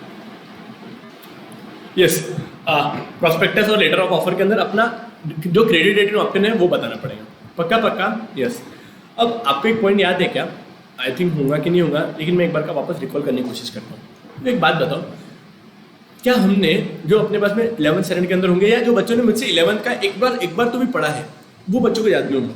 अपन लोग प्रोस्पेक्टस इशू करते थे, प्रोस्पेक्टस इशू करने के बाद में आखिरी के अंदर वो एक एप्लीकेशन फॉर्म रहता था, याद है आपको? हाँ, याद है। ये एप्लीकेशन को फॉर्म को फाड़ते थे मतलब निकालते थे और उसके अंदर अपन भर के कंपनी को देते थे कि कंपनी के बैंकर को देते थे, तो कंपनी को देते थे नहीं, हाँ, कंपनी के बैंकर को देते थे। कंपनी क्या करती है, जब भी शेयर्स इशू करती रहती है या कंपनी जब भी डिबेंचर इशू करती रहती है ना, तो उसको एक सेपरेट बैंक अकाउंट ओपन करना पड़ता है। किसके बाद में? बैंक वालों के बाद। मैंने क्या बोला, जो भी कंपनी को डिबेंचर्स के थ्रू पैसा रेस करना रहता है ना, वो कंपनी को कंपल्सरीली एक नवा बैंक अकाउंट ओपन करना पड़ता है डिबेंचर्स, मतलब वो एप्लीकेशन मनी रिसीव करने के लिए। सर एप्लीकेशन मनी का मतलब क्या, ये डिबेंचर्स का पैसा देंगे ना, तो उसको बोलते हैं एप्लीकेशन मनी, एप्लीकेशन के टाइम पे दिया गया मनी। जैसे आपको अगर डिबेंचर्स परचेस करने का है तो कंपनी के बैंकर को आप एप्लीकेशन मनी देते हो, तो इस वजह से कंपनी को एक नवा बैंक अकाउंट ओपन करना पड़ता है, बोलते हैं open a separate bank account, पक्का। तो सर इसमें अलग से ऐसा पॉइंट क्यों डाला बेटा, कंपनी के नाम पे अगर आपको बैंक अकाउंट ओपन करना है ना, तो उसके लिए बोर्ड ऑफ डायरेक्टर्स की परमिशन लगती है, बिकॉज नहीं तो क्या हो जाएगा, कंपनी के नाम पे कोई भी अकाउंट ओपन करके आ जाएगा। इसकी वजह से एक प्रॉपर कॉपी रहती है, बोर्ड ऑफ डायरेक्टर लिख के देते हैं और बोर्ड ऑफ डायरेक्टर की साइंस रहती है उसके ऊपर। इस वजह से स्पेशल पॉइंट है कि कंपनी को एक सेपरेट बैंक अकाउंट ओपन करना पड़ता है। दूसरा एक रीजन क्या है, अपन अगर ऐसा कर देंगे कि कंपनी के पास में आप डिबेंचर्स के एप्लीकेशन मनी कंपनी को देना चालू कर दो। अब कोई बंदा रहता जम्मू कश्मीर में और हमारी कंपनी है मुंबई के अंदर, उसको कंपनी के डिबेंचर्स परचेस करने के हैं, लेकिन वो पैसा डालेगा तो इतना दूर से सिर्फ पैसा देने आएगा तो कितना डिफिकल्ट जाएगा उसको कि लो मेरे पैसे लो, जम्मू कश्मीर से मुंबई तक, समझा क्या कितना डिफिकल्ट। कोई कन्याकुमारी में कंपनी, वहां से लेके एक इंडिया के एक टोक से लेके दूसरा टोक तक सिर्फ वो पैसा देने आएंगे, इमेजिन करो। ऑन द कॉन्ट्ररी सपोजिंगली हमारी कंपनी ने एसबीआई कंपनी को अलॉट कर दिया कि आप हमारी बैंकर है एसबीआई कंपनी, तो ऑल ओवर इंडिया में जितनी भी ब्रांचेस है तो उसको वहां के थ्रू पैसा मिल सकता है।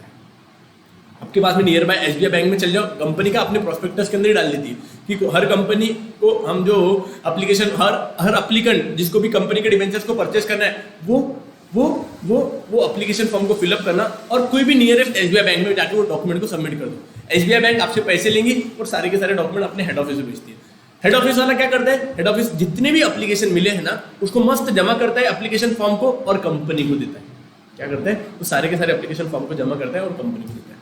अब ये सिर्फ ये इतने पॉइंट को ना एक बार का मस्त पैकी घूरो और मन में देखो मतलब एक बार देखो क्या क्या पॉइंट्स आ रहे हैं उसके अंदर, बस प्लीज देखो इतना, प्लीज मेरी आप इतनी रिक्वेस्ट मानो, ये सारे के सारे पॉइंट वन फ्लो में याद होंगे। बोलना अपने साथ में बोलने की कोशिश करते हैं, बोलेंगे आप, आपको कसम है आपके वाले, आपको कसम है आपकी, ठीक है किसकी भी कसम है, छोड़ो। पास, सबसे पहले कंपनी क्या करता है, pass resolution in board meeting. Board of director क्या करेंगे, पहले सबसे पहले एक बोर्ड ऑफ डायरेक्टर्स अपना रिजोल्यूशन पास करेंगे। सेकंड, बोलो सेकंड क्या पॉइंट था, अगर वो लिमिट क्रॉस हो रही है, तो अपने को एक्स्ट्रा ऑर्डिनरी जनरल मीटिंग बुलानी पड़ती है क्या, उसके अंदर स्पेशल रिजोल्यूशन पास करना पड़ता है। थर्ड पॉइंट, वो स्पेशल रिजोल्यूशन की कॉपी आरओसी के पास में फाइल करनी पड़ती है। ए देखो मत पीछे मत देखो, मेरे को देखो, सिर्फ मेरे को देखो। आपको आरओसी के पास में वो कॉपी फाइल करनी पड़ती है 30 दिन के अंदर, यस। क्या आपने को क्रेडिट रेटिंग ऑब्टेन करनी पड़ती है क्या, यस। क्या आपने को अंडर राइटर्स को अपॉइंट करना पड़ता है क्या, उसके साथ में एग्रीमेंट एंटर करना पड़ता है क्या, यस। क्या उनका पब्लिश करना पड़ता है क्या प्रोस्पेक्टस के अंदर, यस। इश्यू ऑफ प्रोस्पेक्टस के अंदर अपने को डालना पड़ता है। दूसरा, क्या आपने को कोई सेपरेट बैंक अकाउंट ओपन करना पड़ता है क्या, यस। हुआ ना आपको याद, सच्ची हुआ ना आपको, हुआ, आई थिंक सो हुआ, ठीक है। दूसरा, receiving application money, very good. अब कंपनी क्या करती है, मार्केट में पब्लिश करती थी उसका प्रोस्पेक्टस, यहाँ पे सिर्फ अपने प्रोस्पेक्टस इशू तो कर दिया था इसके अंदर, उसके अंदर ये मेंशन किया था पॉइंट को, और अब पब्लिक कंपनी को पैसे देना चालू करती है। कंपनी को देंगे, कंपनी के बैंकर को देंगे, कंपनी के बैंकर को देंगे। उसके बाद में अब आपको मैं एक एग्जांपल बोलना चाहता, एग्जांपल क्या है, आप एक बार का पॉइंट समझ लो। 2 मिनट, अरे इतने फोन आते ना यार। कंपनी को क्या है, मैं आपको एक बार का पॉइंट समझाने की कोशिश करता हूँ, सुनो। कंपनी को डिबेंचर चाहिए थे, 100 डिबेंचर चाहिए थे। कितने, 100 डिबेंचर चाहिए थे कंपनी को। कंपनी ने जब मार्केट में बोला कि हमको पैसे दो, कंपनी को टोटल एप्लीकेशन मिल गई 300, 400, 500, 800, 1000। इतनी मिल नहीं सकती, ज़्यादा से ज़्यादा 200 तक ही मिल सकती, 100% का 100, ठीक है, उसको उतना ही पैसा मिल सकता है। दूसरा, कंपनी को सपोजिंगली 200 एप्लीकेशन मिली है, कंपनी को डिबेंचर्स कितने अलॉट करने के, पब्लिक को कितने अलॉट करने के, 100 ही अलॉट करने। तो किसको अलॉट करना, किसको अलॉट नहीं करना, ये कौन डिसाइड करेगा, सर कंपनी का बैंकर, बिकॉज एप्लीकेशन उसके पास में है ना, उसने क्या करना, एप्लीकेशन को फाड़ देना। क्योंकि बताओ क्या banker is right person to decide whom the debenture should be allotted and whom should not be allotted? क्या डिबेंचर का, सॉरी, कंपनी का बैंकर डिसाइड करेंगे किसको अलॉट करना, किसको अलॉट नहीं करना, कौन डिसाइड करेगा, कौन डिसाइड करेगा, कंपनी के बोर्ड ऑफ डायरेक्टर डिसाइड करते हैं। कंपनी के बोर्ड ऑफ डायरेक्टर डिसाइड करते हैं कंपनी किसको डिबेंचर्स को अलॉट करे, कौन से डिबेंचर्स को अलॉट नहीं करे। सर ये कंपनी कैसे डिसाइड करती है, कंपनी के पास में ना एक पास्ट ट्रैक रिकॉर्ड रहता है कि पर्टिकुलर डिबेंचर होल्डर ने इसके पहले जो सिक्योरिटी इशू की थी वो टाइम पे कैसा बिहेव किया था। जैसा कंपनी ने पैसा बोले थे हमको 100 रुपये चाहिए, कोई आदमी आया सिर्फ 80 रुपये दिया, अभी का लो बाद में का 20 रुपये देता, बाद में आनाकानी कर रहा। हमने उसको बोले थे कि नहीं बॉस आपको पूरे के पूरे 100 रुपये देने ही पड़ेंगे। पिछले टाइम का उसका ट्रैक रिकॉर्ड बहुत खराब है। हमारे पास में एप्लीकेशन आई विजय माल्या की, विजय माल्या आपको पता है कैसा आदमी है। अब वैसे वाले आदमी को क्या डिबेंचर्स हमने इशू करना चाहिए क्या, या कोई ऐसा पर्सन है जिसकी मार्केट के अंदर क्रेडिबिलिटी नहीं है, तो वो पर्सन को क्या हमने डिबेंचर सर्टिफिकेट अलॉट करना चाहिए कि नहीं करना चाहिए, बिल्कुल भी नहीं करना चाहिए, बिकॉज फिर आगे जाके और तकलीफ होंगी। तो बोर्ड ऑफ डायरेक्टर क्या करती है, डिसाइड करती है किसको डिबेंचर अलॉट करना, किसको नहीं अलॉट करना। सर आपकी बात तो सही है, लेकिन एक प्रॉब्लम है हमारे को, अब हर काम बोर्ड ऑफ डायरेक्टर को दे डालते हैं, हर काम। मतलब आप समझो ये करने का बोर्ड ऑफ डायरेक्टर करेंगे, आप अमाउंट डिसाइड करने के बोर्ड ऑफ डायरेक्टर डिसाइड करेंगे, कौन से टाइप का डिबेंचर इशू करने का बोर्ड ऑफ डायरेक्टर डिसाइड करेंगे, हर एक काम बोर्ड ऑफ डायरेक्टर को, रिजोल्यूशन पास करना है बोर्ड ऑफ डायरेक्टर को, उसके ऊपर साइन करने का, बैंक अकाउंट ओपन करना है बोर्ड ऑफ डायरेक्टर। कितने बिजी नहीं हो जाते होंगे बोर्ड ऑफ डायरेक्टर, मैं मानता हूँ, लेकिन बोर्ड ऑफ डायरेक्टर आपको क्या लगता है, बोर्ड ऑफ डायरेक्टर खुद काम करता है कि उसके बाद में भी कमिटीज रहती है अलग अलग। हाँ, जैसे अपन फिनांस कमेटी देखे थे, जैसा टेक्नोलॉजी कमेटी देखे थे, वैसा डिबेंचर अलॉटमेंट कमेटी होती है, शेयर्स अलॉटमेंट कमेटी होती है, डिबेंचर अलॉटमेंट कमेटी होती है। ये कमेटी का काम धंधा ही एक रहता है, वो डिसाइड करते हैं किसको डिबेंचर देना, किसको डिबेंचर नहीं देना, समझा। हाँ, तो डिबेंचर होल्डर मतलब बोर्ड ऑफ डायरेक्टर को ना पावर दे के रखे हुआ है, लेकिन उनको रिकमेंड कौन करता है, ये अलग अलग कमिटीज। कमेटी का मतलब ग्रुप ऑफ पीपल जो एक ये पर्टिकुलर काम के लिए बनाई गई है। पक्का, जैसे अभी इंडिया के अंदर प्रधानमंत्री काम कर रहा है, प्रधानमंत्री ने ग्राम ये योजना खोली, वो योजना खोली, तो प्रधानमंत्री नरेंद्र मोदी खुद ही करते हैं क्या सारे काम? नहीं, पीएमओ है उसके लिए, प्रधानमंत्री ऑफिस है उसके लिए, पक्का प्राइम मिनिस्टर ऑफिस है उसके लिए। तो वो सब कुछ पॉलिसीज को स्टडी करता है, वो डिसीजन बताता है, फिर प्रधानमंत्री आपको आके बोलता है भाइयों बहनों आज शाम 8 बजे से कल से नोटबंदी हो जाएगी, मतलब आज से नोटबंदी हो जाएगी, तो वैसा वाला। तो कभी कमिटीज बोलती है, अच्छा हम तो फालतू का मोदी को बोलते बैठे, मोदी बोलने वाले होते हैं, लेकिन उसके पीछे का लोग दूसरे हैं, वो स्टडी करते हैं कि क्या इम्पैक्ट होगा। आपको पता है जब कि करेंसी का नोट बैन होने वाले थे, उसके कितने टाइम पहले से न्यू नोट्स करेंसी बनना छपना शुरू हो गई थी, बिकॉज अपना कितना बड़ा देश है यार। आप सोचो ना, 135 करोड़ के ऊपर लोग हैं, इतनी बड़ी इकोनॉमी को कैसे चलाते होंगे, और उसके अंदर सबसे कैश बहुत ज़्यादा इंपॉर्टेंट रोल प्ले करता है। समझा क्या कैसा हो? तो उन्होंने 6 महीने पहले से करेंसी नोट्स बनाना चालू कर दी थी, लेकिन वो बहुत खुफिया तरीके से बना रहे थे। पक्का इनफैक्ट वो टाइम पे जो गवर्नर थे उनकी साइनिंग होना चालू हुई थी। वो टाइम पे उर्जित पटेल थे गवर्नर, आरबीआई के गवर्नर, इनकेस आपको पता होगा तो ठीक है। बोर्ड ऑफ डायरेक्टर उसके बाद में करते हैं, बोर्ड मीटिंग की होल्ड करते हैं, उसके अंदर डिसाइड करते हैं कि ये डिबेंचर्स को अलॉट करना है, उसको अलॉट नहीं करना। सर मीटिंग का होल्ड कर दे, एक बोर्ड ऑफ डायरेक्टर को बोल देना, ऐसा नहीं कर सकते अपन। बोर्ड ऑफ डायरेक्टर के अंदर अपन सबकी सहमति के साथ में मीटिंग्स में अंदर डिसाइड करते हैं किसको डिबेंचर अलॉट करना है, किसको डिबेंचर अलॉट नहीं करना। क्या माइंड में? यस सर, मस्त पैकिंग आ रहा। आपको पढ़ने की स्टाइल पर अच्छी लग रही है कि आपको पूरा का पूरा एक बार का पूरा बता दिया कि ऐसा ऐसा होने वाला है। अपन पढ़ेंगे, मैं ऐसा नहीं बोल रहा पढ़ेंगे नहीं, लेकिन अपने को पता चलना है कि हाँ ये हो रहा है, ये हो रहा है, ऐसा हो रहा है, ऐसा हो रहा है, ऐसे इमेजिन करने का कि हाँ यार कंपनी के अंदर ऐसा ऐसा सब लोग भागा दौड़ी कर रहे हैं, company board of director decide कर रहा है, मजा आएगा।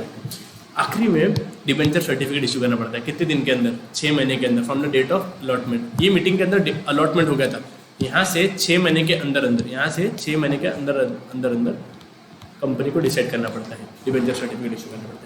और सबसे लास्ट वाला पॉइंट, जिसको भी डिबेंचर इशू कर दिया, अपने पास में रिकॉर्ड नहीं रहना क्या? यस सर, रिकॉर्ड तो रहना चाहिए, नाम तो रहना चाहिए, क्या नाम था, कितने डिबेंचर इशू करे थे, कौन से टाइप का डिबेंचर था, उसके लिए फिर एक डिबेंचर रजिस्टर बनाते हैं और उसके अंदर एंट्रीज करते हैं। समझा आपको पूरे के पूरे पॉइंट को? पक्का समझा क्या? यस। एक बार का मस्त पे कि अपन रिकॉल करेंगे सारे के पॉइंट को, फिर आगे इन डेप्थ पढ़ेंगे अपन। पक्का पक्का। ए मेरे पीछे अटक रहा है क्या वो? नहीं ना, मैं भी दिख रहा हूँ, मेरे पीछे का भी दिख रहा है आपको? ठीक है, यस सर। चलो अब एक बार का वापस से बोलने की कोशिश करना।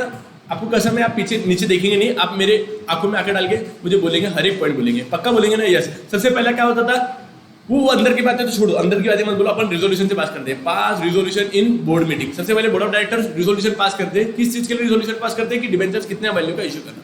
सेकंड थिंग, अगर हमारे को लिमिट क्रॉस हो रही है तो हमारे को extra ordinary general meeting hold करनी पड़ती है क्या? बिल्कुल होल्ड करनी पड़ती है। वो रिजोल्यूशन के अंदर, जो मीटिंग के अंदर स्पेशल रिजोल्यूशन पास किया, स्पेशल रिजोल्यूशन पास करने के 30 दिन के अंदर अपने को आरओसी को कॉपी देनी पड़ती है क्या? यस। देना जरूरी है क्या? यस। नहीं दिया तो पेनल्टी लगेगी, फाइन लगेगा। उसके फोर्थ पॉइंट, क्या हमारे को क्रेडिट रेटिंग एजेंसी से अपने डिबेंचर्स की रेटिंग करवा के लानी पड़ती है क्या? यस। क्या हमारे को अंडर राइटर्स के साथ में एग्रीमेंट एंटर करना पड़ता है क्या? यस। क्या हमारे को प्रोस्पेक्टस इशू या लेटर ऑफ ऑफर या offer letter, prospectus, letter of offer और ऑफर लेटर, नाम एक ही है, सॉरी काम एक ही है, नाम अलग अलग है। लेटर ऑफ ऑफर, प्रोस्पेक्टस और ऑफर लेटर, ये हमारे को इशू करने पड़ते हैं क्या? यस। इशू करने के बाद में हमारे को एक नवा बैंक अकाउंट ओपन करना पड़ता है क्या बैंक में जाके? यस। क्यों करना पड़ता है? रीजन पता है क्या आपको? यस। बिकॉज सर वो एप्लीकेशन मनी वो सिर्फ वो अकाउंट के अंदर आना चाहिए। यस। उसके बाद में क्या हमारे को पास में एप्लीकेशन मनी रिसीव होगा क्या? बिल्कुल यस, हमारे को एप्लीकेशन मनी रिसीव होना चालू हो जाएगा। उसके बाद में लास्ट पॉइंट, लास्ट 3 पॉइंट बोलो बोलो बोलो, आपको याद आएंगे। हमारे को प्रोस्पेक्टस बांटना पड़ता है, प्रोस्पेक्टस बांटने के एप्लीकेशन मनी रिसीव हुआ, बोर्ड ऑफ डायरेक्टर की मीटिंग अपन बुलाते हैं, बोर्ड ऑफ डायरेक्टर के अंदर मीटिंग के अंदर डिसाइड करते हैं कि उसको डिबेंचर अलॉट करना, किसको नहीं करना। फिर डिबेंचर सर्टिफिकेट अपन इशू कर सकते हैं कितने महीने के अंदर? 6 महीने के अंदर। और आखिर में डिबेंचर रजिस्टर के अंदर, रजिस्टर ऑफ डिबेंचर्स के अंदर, उसके अंदर एंट्री करनी पड़ती है। आपको पूरे के पूरे 11 के 12 पॉइंट लर्न हुए क्या? मस्त था कि नहीं? इजी था कि नहीं? अब इसके लिए आप मेमोरी टेक्निक मत रिकॉल करना, बिकॉज मेमोरी टेक्निक करोगे ना तो ये पूरा फ्लो बिचक जाएगा आपका। तो इसी वे में पूरा का पूरा लर्न करना। एंड मैं डबल से बोल रहा हूँ, प्लीज ये आपके फ्रेंड्स के साथ में शेयर करना, प्लीज प्लीज प्लीज करना, बिकॉज उनको भी इनका एजुकेशन का फायदा मिलेगा पक्का, और हमको भी थोड़ा सा मिल जाएगा। नहीं रे, एक्चुअली सच्ची में रहता है ऐसा कि यार बच्चों को समझता ही नहीं है, और इनिशियली अगर आप उनको हेल्प करोगे ना तो उनके पास में भी कुछ अच्छा कंटेंट रहेगा ना, वो आपको बताएंगे। आप खुश मतलब वो शुरुआत तो करो कुछ अच्छे देने की, आपको भी रिटर्न में मिलेंगे ना। आप शुरुआत ही नहीं करोगे तो कैसे? आपको कॉन्फिडेंस ना कि मैं जो पढ़ा रहा हूँ अच्छा पढ़ा रहा, तो आप बोलने का ना, दूसरे किसी पर्सन को देने का ना, है ना। चलो आपको पूरे का पूरे पॉइंट्स याद हो गए। सर ऐसे पढ़ने वाले क्या अंदर का मसाला तो पढ़ो, अरे ऐसा पढ़ेगा नहीं आपको, लेकिन लर्न तो हुआ ना बच्चा। यस सर, समझा, मस्त पैकेज। अभी अपन इन डेप्थ के अंदर पूरे प्रोसीजर को देखेंगे। पास रिजोल्यूशन मस्त पॉइंट है, देखो। In the board meeting following resolution are have to be passed. Board meeting के अंदर फॉलोइंग रिजोल्यूशन हुआ है, amount and types of debenture. ए यार मेरा पेन ही नहीं चला। अमाउंट एंड टाइप, अपनी उंगली किस दिन काम में आएंगे, उंगली से चलाएंगे। अमाउंट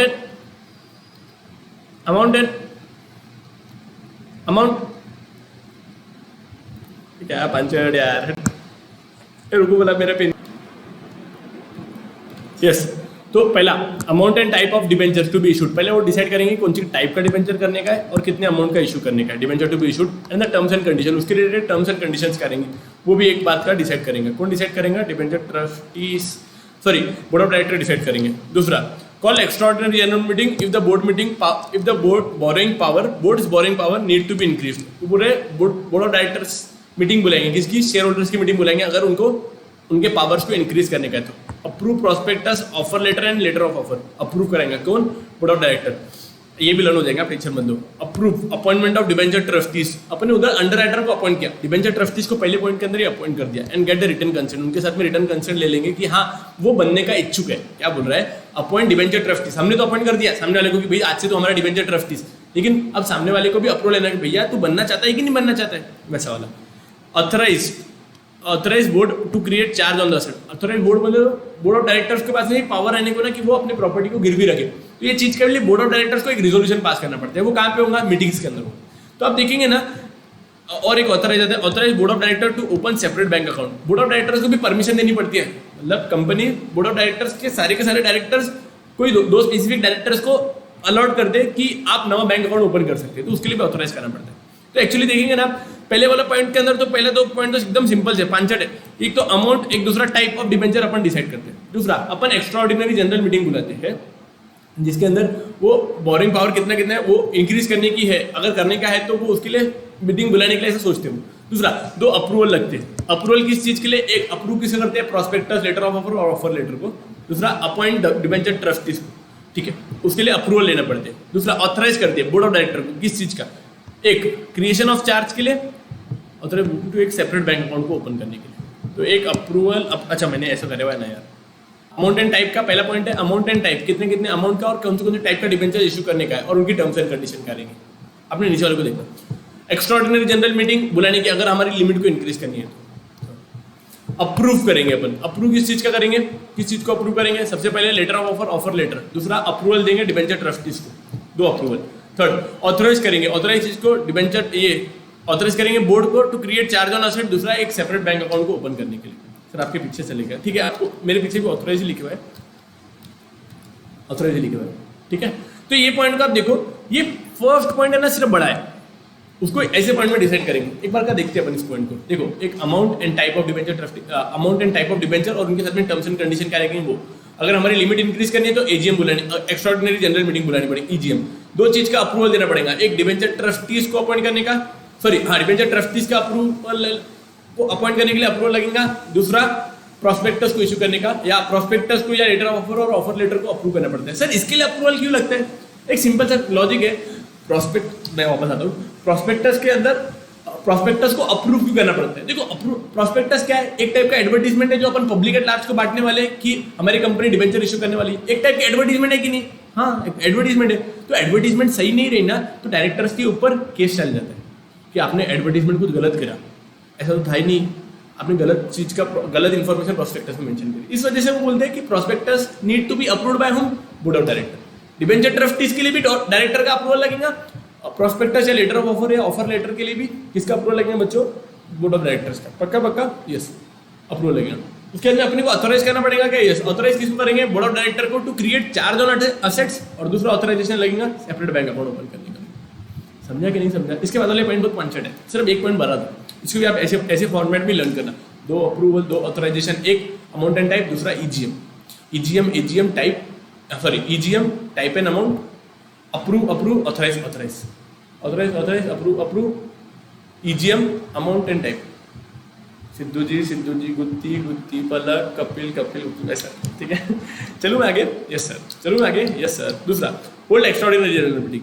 बोर्ड ऑफ डायरेक्टर ने डिसाइड करा कि यार we are not having the powers to issue debenture, या हमारी लिमिट के ऊपर जा रहे हैं, तो वो शेयर होल्डर्स की मीटिंग बुलाएंगे, वे सारे के सारे शेयर होल्डर उसके अंदर पार्टिसिपेट करेंगे। पढ़ दिया अपन। If the borrowing power of the board is to be increased, EGM must be held to get shareholders approval through a special resolution. अगर बोर्ड ऑफ डायरेक्टर्स के पावर के ऊपर, मतलब बोर्ड ऑफ डायरेक्टर की limit के ऊपर अगर debentures का इश्यू साइज जा रहा है, तो वो केस के अंदर शेयर होल्डर्स की मीटिंग बुलाएंगे, EGM, और उसके अंदर स्पेशल रेजोल्यूशन पास करेंगे। देखो एक बार, ये अपन ने पूरा डिटेल में मैंने आपको स्टार्टिंग में बता दिया। हाँ, समझा क्या? यस सर, पूरे पॉइंट वैसे। Filing with registrar of companies. Company registrar of companies को डॉक्यूमेंट फाइल करेंगे कितने दिन के अंदर? 30 डेज के अंदर। यस, तो उससे ऊपर फाइल करके आ गया, ठीक है।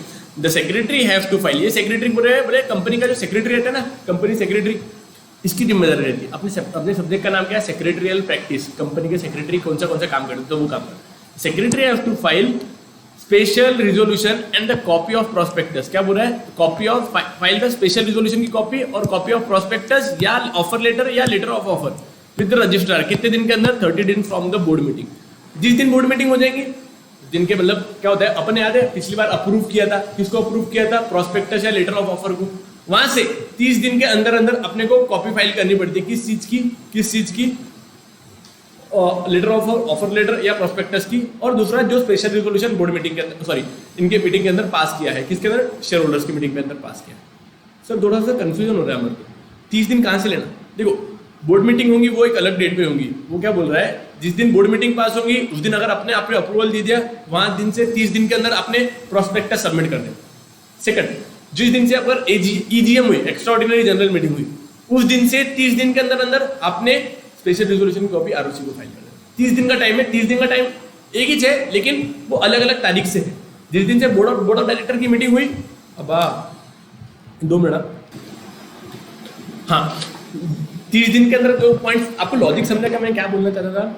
जिस दिन से बोर्ड मीटिंग पास हुई, बोर्ड मीटिंग के 30 दिन के अंदर हमारे को आरओसी को फाइल करना पड़ेगा, बोर्ड मीटिंग की कॉपी मतलब जो प्रोस्पेक्टस की कॉपी।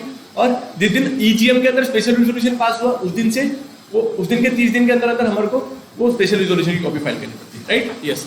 4th पॉइंट क्या था? क्रेडिट रेटिंग ऑब्टेन करनी पड़ती है। Company gets its debenture rated by one or more credit rating agency. The rating must be mention in the prospectus, offer letter or letter of offer.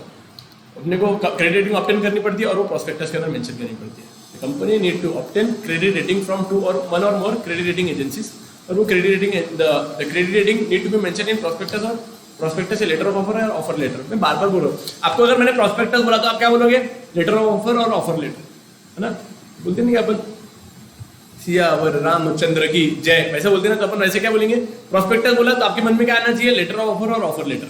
बोलो prospectus, letter of offer, offer letter, वो बोलना चाहिए because वो साथ में है। तीनों भाई बहनी से, तीनों के तीनों भाई बहनी से। Okay. Enter into an underwriting agreement. Underwriter के साथ में अपन एग्रीमेंट एंटर करेंगे। उनको सर मैं कलर चेंज करता हूँ। Enter into underwriters agreement पढ़ते हैं। The company enters into an underwriting agreement for underwriting its debentures issue. बोले अंडरराइटर को अंडरराइटर्स के साथ अनेक अंडरराइटिंग एग्रीमेंट करना पड़ता है। क्या है बोले सर? अंडरराइटर्स रहते ना, जो मिस्टर राम याद है आपको, उनके साथ में एक एग्रीमेंट एंटर करना पड़ता है। जो एग्रीमेंट अपन अंडरराइटर के साथ में करते हैं उसको बोलता जाता है underwriting agreement. Company need to enter an underwriting agreement with the underwriter, ठीक है, अबाउट हिज डिबेंचर्स के लिए कंपनी को मिस्टर राम के साथ में एक अंडरराइटिंग एग्रीमेंट करना पड़ता है। कितने 5 से पॉइंट है? कितने 5? यस सर, मस्त, मजा आ रहा है। इश्यू प्रोस्पेक्टस, लेटर ऑफर और ऑफर लेटर। कंपनी को प्रोस्पेक्टस बांटेंगी पब्लिक को। Company issues prospectus to its if it is inviting the public to buy its debenture. क्या बोल रहा है? अगर कंपनी को पब्लिक से डिबेंचर मतलब डिबेंचर चाहिए तो वो केस के अंदर कंपनी प्रोस्पेक्टस बांटेंगे। सर पब्लिक से तो लेते हैं मन, मतलब आप ऐसा अलग से क्यों बोल रहे हैं? क्या बोले पॉइंट? बोले company if it is inviting the public to buy its debenture, तो वो केस के अंदर अपन पब्लिक को प्रोस्पेक्टस बांटेंगे। वो पब्लिक से लेते ना, आपने मीनिंग नहीं बोले थे क्या? Debenture means a type of loan obtain from a public on which interest is being paid. बोला था ना मैंने, ऐसे बोला था ना, बोला था कि नहीं बोला था? हाँ, तो सर ऐसे क्यों बोल रहे? मतलब जब पब्लिक को नहीं बांटेंगे तो प्रोस्पेक्टस इशू नहीं करेंगे। डिबेंचर तो पब्लिक को बांटते, पर आपको याद है क्या डिबेंचर अपन किसको किसको दे सकते हैं? क्या कंपनी प्राइवेटली भी डिबेंचर्स को बांट सकती है? क्या कंपनी अपने शेयर होल्डर्स को भी डिबेंचर बांट सकती है? क्या कंपनी पब्लिक को भी डिबेंचर बांट सकती है? हाँ, अगर मैंने शेयर होल्डर्स, मेरे जो कंपनी के शेयर होल्डर्स है, मतलब या प्राइवेटली मैंने डिबेंचर्स को, मुकेश अंबानी ने नीता बेन को डिबेंचर्स अलॉट कर दिया, नीता बेन ने लोन दिया और नीता बेन को डिबेंचर सर्टिफिकेट दे दिया, तो वो केस के अंदर क्या मुकेश भाई नीता बेन को प्रोस्पेक्टस देंगे क्या? या ऑन द कॉन्ट्ररी में ऐसा बोलता, क्या नीता बेन मुकेश भाई को बोलेंगे ओ मुकेश जी मुझे आप प्रोस्पेक्टस की कॉपी दो? नहीं, उनको मुकेश भाई के ऊपर भरोसा है, तो काय को मानेंगे वो प्रोस्पेक्टस की कॉपी दो?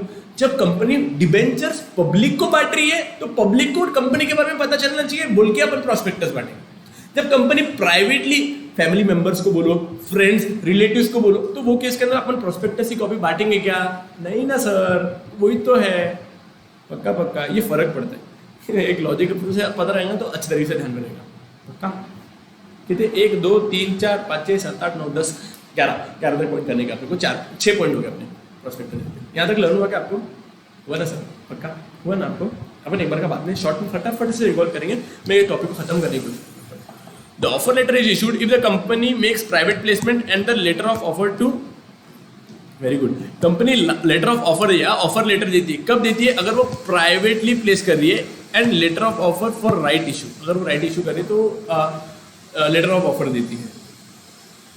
राइट इशू तो क्या में था, वो तो इक्विटी शेयर्स के अंदर आता है, तो फिर लेटर ऑफ ऑफर बार बार क्या को बोल रहे हैं? आने को नहीं होना, इनको सिर्फ टेक्निकल एरर है, ऐसा डालने को नहीं होना उन्होंने। राइट इशू, डिबेंचर्स का राइट इशू होता है क्या? है ये पॉइंट को मैं आपको ये क्वेरीज मेरे को पूछना, आपने कब पूछना? इंटेंशनली उस दिन, क्या बोलते हैं अपन, जिस दिन अपनी मीटिंग होगी, ये पॉइंट को मेरे को क्लियर करवाने को बोलना। लेटर ऑफर राइट इशू किया इसके अंदर, डिबेंचर्स का राइट देते क्या अपन कुछ भी बोलते आ रहे अनचट छी। आपको समझाएगा पूरा का पूरा पॉइंट। वो क्या बोल रहा है, जब अपन पब्लिक से बांटेंगे तो उनको प्रोस्पेक्टस बांटना पड़ेगा, अगर प्राइवेटली इशू करे तो प्राइवेट प्लेसमेंट पे करे तो ऑफर लेटर बांटना पड़ता है। समझा ना सर? मजा नहीं, लाइफ एकदम मस्त है। Open separate bank account, company को बैंक अकाउंट के अंदर, मतलब बैंक के अंदर एक सेपरेट बैंक अकाउंट ओपन करना पड़ता है, तो उसके लिए न्यू अकाउंट के लिए अपने को डॉक्यूमेंट्स बैंक को देने पड़ते अपन एक बार। The company open the separate bank account, company open the separate bank account in schedule bank, very important, in schedule bank to receive the money from applicant, very good, मस्त। अब एक point को समझो, सिंपल सा है। हमने हमारे debentures, हमारी कंपनी BMA प्राइवेट लिमिटेड ने को डिबेंचर्स के थ्रू पैसा चाहिए, हमने एक नवा बैंक अकाउंट ओपन किया, Pintu and Pintu bank account, आपकी बैंक हमारी बैंक, मतलब एक ही बैंक, पिंटू बैंक अकाउंट के अंदर हमने, मतलब पिंटू बैंक के अंदर हमने एक नवा बैंक अकाउंट ओपन किया, पिंटू बैंक के नाम का, नाम से सुन रहा है एकदम पांचड़ बैंक है। हमने जिस दिन पूरा का पूरा एप्लीकेशन मनी डिपॉजिट किया बैंक के अंदर, बैंकिंग बंद हो गई, हमारा एप्लीकेशन मनी खत्म हो गया। मतलब हमने इतने बारे लोगों से पैसे लिया था, कंपनी के ऊपर तो भरोसा था लोगों को, लेकिन हमने क्या करा, वो ऐसी बैंक के पास में पैसा रखा, वो बैंक ही बंद हो गई। सिर्फ बैंक ऐसे रातों रात कैसे के बंद हो जाएंगी? होती है रे बाबा, ऐसी होती है, बहुत सारी बैंक ऐसी हुई है। आज लोगों का पैसा था, लोगों ने FD करके रखे थे, कल से बैंक ही खत्म, बंद हो गई। ऐसा बहुत बार हुआ। तो इस वजह से कंपनी एक्ट ने क्या बोले ऐसा रेपुटेड बैंक के अंदर ना तुमने बैंक अकाउंट ओपन करना। कौन सी रेपुटेड? बोले जो शेड्यूल्ड बैंक है। RBI का ना एक शेड्यूल मतलब एक लिस्ट बनाई हुई है, जो भी नाम बैंक का वो लिस्ट के अंदर है, वो बैंक को बोला जाता है शेड्यूल्ड बैंक। जैसे स्टेट बैंक ऑफ इंडिया एक शेड्यूल्ड बैंक है, रेपुटेड बैंक है, एक शेड्यूल मेंटेन कर रहा है based on the amount of loan, जितना वो लोन इशू करते हैं, जितना पर वो उनका एडवांसेस है उनके पास में, सारी कंडीशंस के ऊपर उनको एक वो रेटिंग दिया जाती है RBI के हिसाब से। तो कंपनी एक्ट ने क्या बोला, हर कंपनी जो भी एप्लीकेशन मनी रिसीव करेंगी उनको एक शेड्यूल बैंक के अंदर अकाउंट ओपन करना पड़ेगा। पक्का? यस सर, समझ में आया, मगज में आया, पक्का समझा क्या ना आपको? समझा ना सर? मस्त पैकी शेड्यूल बैंक अकाउंट करना पड़ेगा फॉर रिसीविंग एप्लीकेशन मनी। इन्हें क्या है, ये कुछ पॉइंट आपको ध्यान में रखने के लिए शेड्यूल बैंक के अंदर अकाउंट ओपन करना पड़ता है, तो ओके सर रखेंगे ना हम। रिसीविंग एप्लीकेशन मनी, पब्लिक क्या करती है, बैंक को पैसे देती है। देखो बैंक को पैसे देती है पब्लिक, डिबेंचर एप्लीकेशन फॉर्म देती है बैंक। जियो कंपनी को जितने भी एप्लीकेशन फॉर्म उसके हमें सबमिट हुए, वो जियो कंपनी को सबमिट करती है।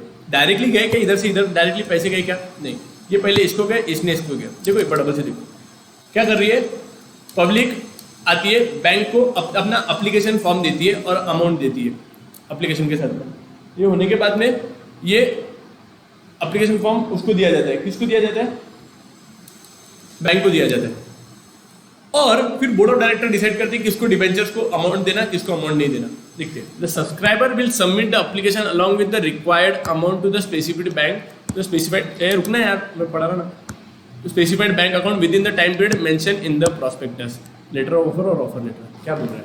सी मेरे को आपको एक पॉइंट, अब सही समय आ गया, मैं आपको एक पॉइंट अच्छी तरीके से एक्सप्लेन कर सकता हूँ। सुनो, सपोजिंगली हमारे एक डिबेंचर की कीमत थी 100 रुपये। कितनी थी? 100 रुपये। कितनी थी? 100 रुपये। 100 रुपीज ऑफ द मनी। हम ना हमारे पूरे के पूरे पैसे, हम जैसे पहले दिन पे पूरे के पूरे पैसे बुला लेंगे कि हम लोन ले लेंगे पब्लिक से, सर ऐसे नहीं करेंगे। आप पॉइंट को समझो, कंपनी कैसे काम करती है। हर कंपनी जिसको भी डिबेंचर्स के थ्रू पैसा लेना रहता है, मैं एग्जांपल लेता हूँ मुकेश भाई का। मुकेश भाई बोले हमको 10 लाख रुपए का पैसा लगने वाला है। 10 लाख का डे 1 पे लग जाएगा का पूरा पैसा? नहीं, उनको पूरे टाइम पीरियड के अंदर लगने वाला है। 2 साल, 3 साल, 4 साल, 5 साल के टेन्योर के अंदर उनको पैसा लगने वाला है। पहले दिन पे इतना पैसा नहीं लगता। और सिंस डिबेंचर एक टाइप का लोन है, तो पहले दिन पे पूरा का पूरा पैसा बुलाएंगे तो कंपनी को पूरे अमाउंट पे लोन पे इंटरेस्ट देना पड़ेगा। अच्छा, तो फिर ये क्या करते हैं, कंपनी फुल अमाउंट डिबेंचर्स का इश्यू नहीं करती है। कंपनी क्या बोलती है, सिंपल सा स्टफ है, कंपनी एक ही काम करती है, कंपनी अप्लीकेशन डिबेंचर जो प्रोस्पेक्टस पार्टी ना, प्रोस्पेक्टस के अंदर ही मेंशन करके रखती है क्या, पहले हमारे को अप्लीकेशन के साथ में आप कितने रुपए दोगे। तो कंपनी 100 रुपये लेने वाली, अगर कंपनी 100 रुपये लेने वाली रहती है ना बेटा, 100 रुपये के टुकड़े कर देती है कि आप अप्लीकेशन APP अप्लीकेशन के टाइम पे इतना दोगे, अलॉटमेंट के टाइम पे इतना मनी दोगे। फिर कंपनी फर्स्ट कॉल करती है, फर्स्ट कॉल मतलब पहली बार और पैसा बुलाती है, फिर सेकंड कॉल करती है, पहली बार मतलब अमाउंट रहता है बस। तो 100 रुपये को अप्लीकेशन के टाइम पे जो भी आदमी पैसा देगा तो वो 20 रुपये देगा, अलॉटमेंट के टाइम पे हम 30 रुपये उनसे पब्लिक से लेंगे, बाद में थर्ड अलॉटमेंट के टाइम पे और 30 रुपये देंगे, और फोर्थ परसेंट नहीं 30 रुपये देंगे, और फोर्थ मतलब सेकंड अलॉटमेंट के टाइम पे हम 20 रुपये देंगे। ये सब रुपीज़ है।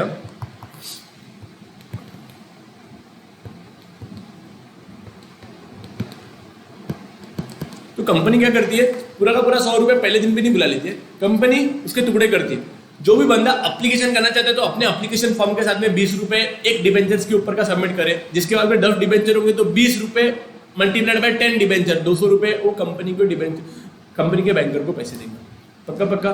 फिर कंपनी जब डिबेंचर अलॉट करेंगे तो पर डिबेंचर उसको 30 रुपये देना पड़ेगा। तो पूरा का पूरा पैसा वो इकट्ठा नहीं बुलाते, पार्ट में पैसा बुलाते हैं। कौन, कंपनी जैसे पार्ट में पैसा बुलाते हैं।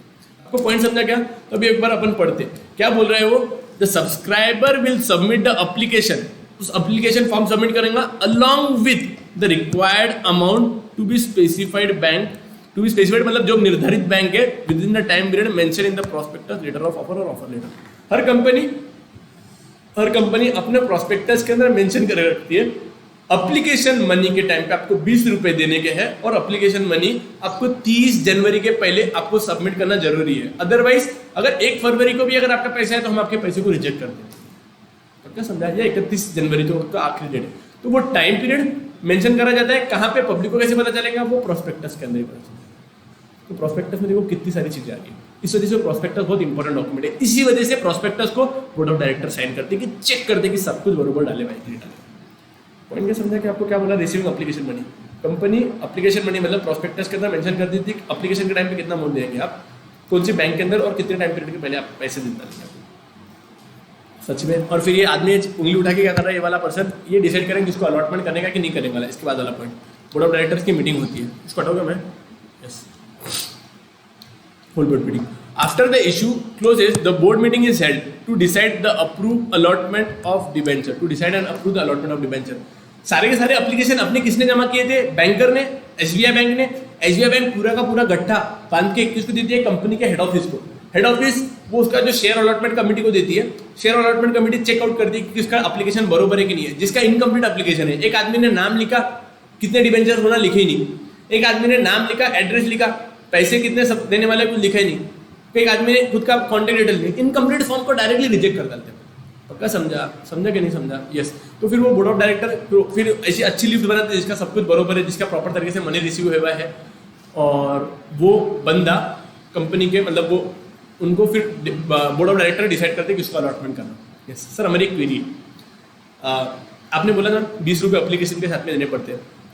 हमारा एक बहुत ऐसा खुकार भाई है, वो डॉन फिन टाइप का, पूरी दुनिया उससे डरती। उसने क्या किया, कंपनी का एप्लीकेशन फॉर्म भरा, डिबेंचर का एप्लीकेशन फॉर्म भरा। किसने एडवाइस दिया होगा कि भाई तुम कंपनी के डिबेंचर्स को दो, बहुत कमाई है उसके अंदर। बोले ठीक है, उसने एप्लीकेशन फॉर्म भरा, नाम पूरा भर के रखा था विज्जू भाई का पूरा मस्त नाम भर के पूरा एप्लीकेशन फॉर्म भर के कंपनी के बैंकर को जाके सबमिट कर दिया। बैंकर ने बोला उसको, बोले हमारे को इसका एप्लीकेशन मनी तो दो। आपने बोले कितने डिबेंचर्स के लिए परचेज किया है, बोले 1000 डिबेंचर होना, बोले मेरे को 20 रुपये का एप्लीकेशन मनी एक डिबेंचर के ऊपर, ऐसे 1000 डिबेंचर के हिसाब से आपको 20,000 हमको देना पड़ेगा। ये कौन बोल रहा था, बैंक मैनेजर उसको बता रहा था कि आपको 20,000 रुपये देना पड़ेगा। बोले तूने मेरा नाम नहीं सुना क्या? बोले मैं नहीं देता, जा तेरे को जो होता कर ले, मेरा एप्लीकेशन पास होने को ना। क्योंकि एक बात बताओ, क्या इसका एप्लीकेशन पास होगा कि नहीं होगा? सिर्फ हमने नाम नहीं लिखा तो हमारा एप्लीकेशन रिजेक्ट कर दिया, इसने तो पैसे नहीं दिया, तो क्या इसको डिबेंचर्स अलॉट होंगे क्या? बिल्कुल भी नहीं होंगे। तो पॉइंट समझा क्या? यस, तो it should be compulsorily application money आना चाहिए, अमाउंट फुल पूरा का पूरा पेडअप होना चाहिए, पक्का। The board also approves creation of charge मतलब वो गिरवी रखना, मतलब अलाउड करना, परमिशन देता है। अपन सबसे पहले देखा था, उनको ऑथराइज किया था अपन ने, issue of debenture certificate. The allotment procedure have to be completed within 60 days.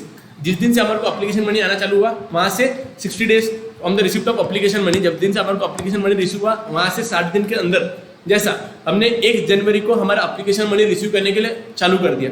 हमारी ये पूरी की पूरी अलॉटमेंट की प्रोसीजर कब तक कंसिडर हो जाना चाहिए, कंप्लीट हो जाना चाहिए? 60 दिन के अंदर। पक्का पक्का आपको पॉइंट समझा क्या? Yes. The company has to issue debenture certificate within 6 month of the date of allotment of debenture. ये कौन बोला था? ऊपर अपन ने पढ़े थे। कहाँ पे? कंपनी एक्ट की प्रोविजन के अंदर पढ़े थे अपन ने कि कंपनी को 6 महीने के अंदर डिबेंचर सर्टिफिकेट देना पड़ता है। आपको पॉइंट समझा क्या पूरा का पूरा? यस सर, समझ में आया। Make entries in the debenture. Board of director decide करते हैं, अलॉटमेंट होते हैं। अलॉटमेंट होने के बाद में कंपनीज के 7 दिन के अंदर अंदर कंपनी को अपने रजिस्टर के अंदर एंट्री करना पड़ती है। The secretary have to make the entries in the registrar of debenture holder within 7 days after the boards approval of allotment. क्या बोल रहा है? कंपनी को एक register of members register of debenture holders के अंदर एंट्री करना पड़ता है within 7 days after boards approval of allotment. जब से अलॉटमेंट होता है तब से। However, if the debentures are issued in demat form, demat मतलब इलेक्ट्रॉनिक फॉर्म के अंदर डिबेंचर इशू करे तो उसकी डिबेंचर की रजिस्टर के अंदर एंट्री करने की जरूरत नहीं रहती है। Company does not maintain the register of debenture holder. काय को वो क्या बोल रहा है? अगर कंपनी ने जैसे ही डिबेंचर को अलॉट कर दिया, बोर्ड मीटिंग के अंदर वो अलॉटमेंट होगा, वहां के 7 दिन के अंदर अंदर सेक्रेटरी की एक जिम्मेदारी बनती है, कर्तव्य बनता है। किस चीज का कर्तव्य बनता है? उसका डिबेंचर के जो रजिस्टर डिबेंचर का रजिस्टर रहता है उसके अंदर एंट्री करवा ले। समझा? माइंड में आया पूरा? अगर हमारे कंपनी के डिबेंचर से वो इलेक्ट्रॉनिकली बाइंग और सेलिंग होता है, इलेक्ट्रॉनिकली फॉर्म में लिस्टेड है, डीमेट फॉर्म के अंदर है, तो उसको रजिस्टर में एंट्री करने की जरूरत नहीं है। कारण सिंपल है, आज वो डिबेंचर आज जिसके बाद में, कल किसके बाद में रहेगा, तो बार बार हमने क्या रजिस्टर के अंदर बदलते बैठना का, मिटाते बैठना का इरेजर से। इस वजह से वो इलेक्ट्रॉनिक फॉर्म के अंदर है तो आपको रजिस्टर मेंटेन करने की जरूरत है क्या? नहीं। लेकिन अगर आपके फिजिकल फॉर्म में है तो उसको आपको डिबेंचर को इलेक्ट्रॉनिक फॉर्म में फिजिकल फॉर्म में तो आपको ये रजिस्टर के अंदर एंट्री करना पड़ेगा। बिल्कुल यस। कितने दिन के अंदर? 7 दिन के अंदर। टॉपिक है ना गाइस? चैप्टर तो नहीं, ठीक है, ये टॉपिक खत्म हो गया आपका। पक्का पक्का जिसको ये समझाऊंगा तो उसको ये एक बार अपन रिकॉल करने का पूरे के पूरे पॉइंट को सबसे पहले देखते हैं अपन। सबसे पहले था क्या? एक था EGM AGM, board of director amount and type decide करेंगे, टर्म्स एंड कंडीशन डिसाइड करेंगे। मेरे साथ में आप एक बार रिकॉल करना उसको। EGM और EGM डिसाइड करेंगे। एक काम करो, आप ये लेक्चर को यहाँ पे पॉज कर दो, आप थोड़ा ब्रेक ले लो और उसके बाद में एक बार का कंटिन्यू करना इसको। ठीक है, मैं कंटिन्यू कर रहा हूँ मेरे को, लेकिन आप रुका देना, इसके बाद में आपने कंटिन्यू करना, बिकॉज एक बार का अच्छी तरीके से रिकॉल हो जाएगा आपको। दूसरा, अप्रूव करना पड़ते थे। किसको अप्रूव करना पड़ता था? एक अप्रूव करते थे किसको? डिबेंचर ट्रस्टीज को अपॉइंट करने का, तो उसको अप्रूव करेंगे अपन। क्रिएशन ऑफ चार्ज के लिए ऑथराइज करेंगे। बोर्ड ऑफ डायरेक्टर को ऑथराइज करते थे चार्ज क्रिएट करने के लिए और सेपरेट बैंक अकाउंट को ओपन करने के लिए। अप्रूवल 2 चीज के अप्रूवल थे, डिबेंचर ट्रस्टीज का अपॉइंट करने का अप्रूवल करते थे और एक चीज का अप्रूवल था। ठीक है, उसके बाद में अगर हमारा लिमिट क्रॉस हो रहा है, मतलब वो क्या था वो, मेरे को बोलो ना क्या था बच्चों, अगर वो लिमिट के ऊपर अगर डिबेंचर इशू करे, एक लिमिट के ऊपर डिबेंचर अगर इशू करे तो हमारे को EGM extraordinary general meeting hold करनी पड़ती थी क्या? बिल्कुल यस। और उसके 30 दिन के अंदर जो रिजोल्यूशन पास होगा हमारे को ROC का जाके सबमिट करना पड़ता था। हमारे को रजिस्टर ऑफ कंपनी का में 30 दिन के अंदर हमारे को सारे के सारे डॉक्यूमेंट फाइल करना पड़ता था क्या? यस। हमारे को क्रेडिट रेटिंग ऑब्टेन करनी पड़ती थी क्या? यस। ये क्रेडिट रेटिंग को कहीं प्रॉस्पेक्टस में मेंशन करना पड़ता था क्या? यस। उसके बाद में क्या मिस्टर राम को हमारे को अंडरराइटिंग एग्रीमेंट एंटर करना पड़ता था क्या मिस्टर राम के साथ में? यस। लास्टली हमारे को इश्यू प्रॉस्पेक्टस और लेटर ऑफ ऑफर और ऑफर लेटर, ये 6 पॉइंट। एक बार का आप पूरे के पूरे इसको स्क्रीनशॉट ले लो बच्चों। ये 6 के 6 पॉइंट आपको याद हुए। आपको ना ये पॉइंट दोनों साथ में बोलने के हैं, दोनों का प्लस है और ये यहाँ पे मेंशन करने पड़ते हैं किसमें? प्रॉस्पेक्टस के अंदर। पता? यस, ये तो सब साथ में आते हैं। पक्का पक्का यस। इसके बाद में वाला पॉइंट कौन सा था? अभी यहाँ पे लाइट चली गई।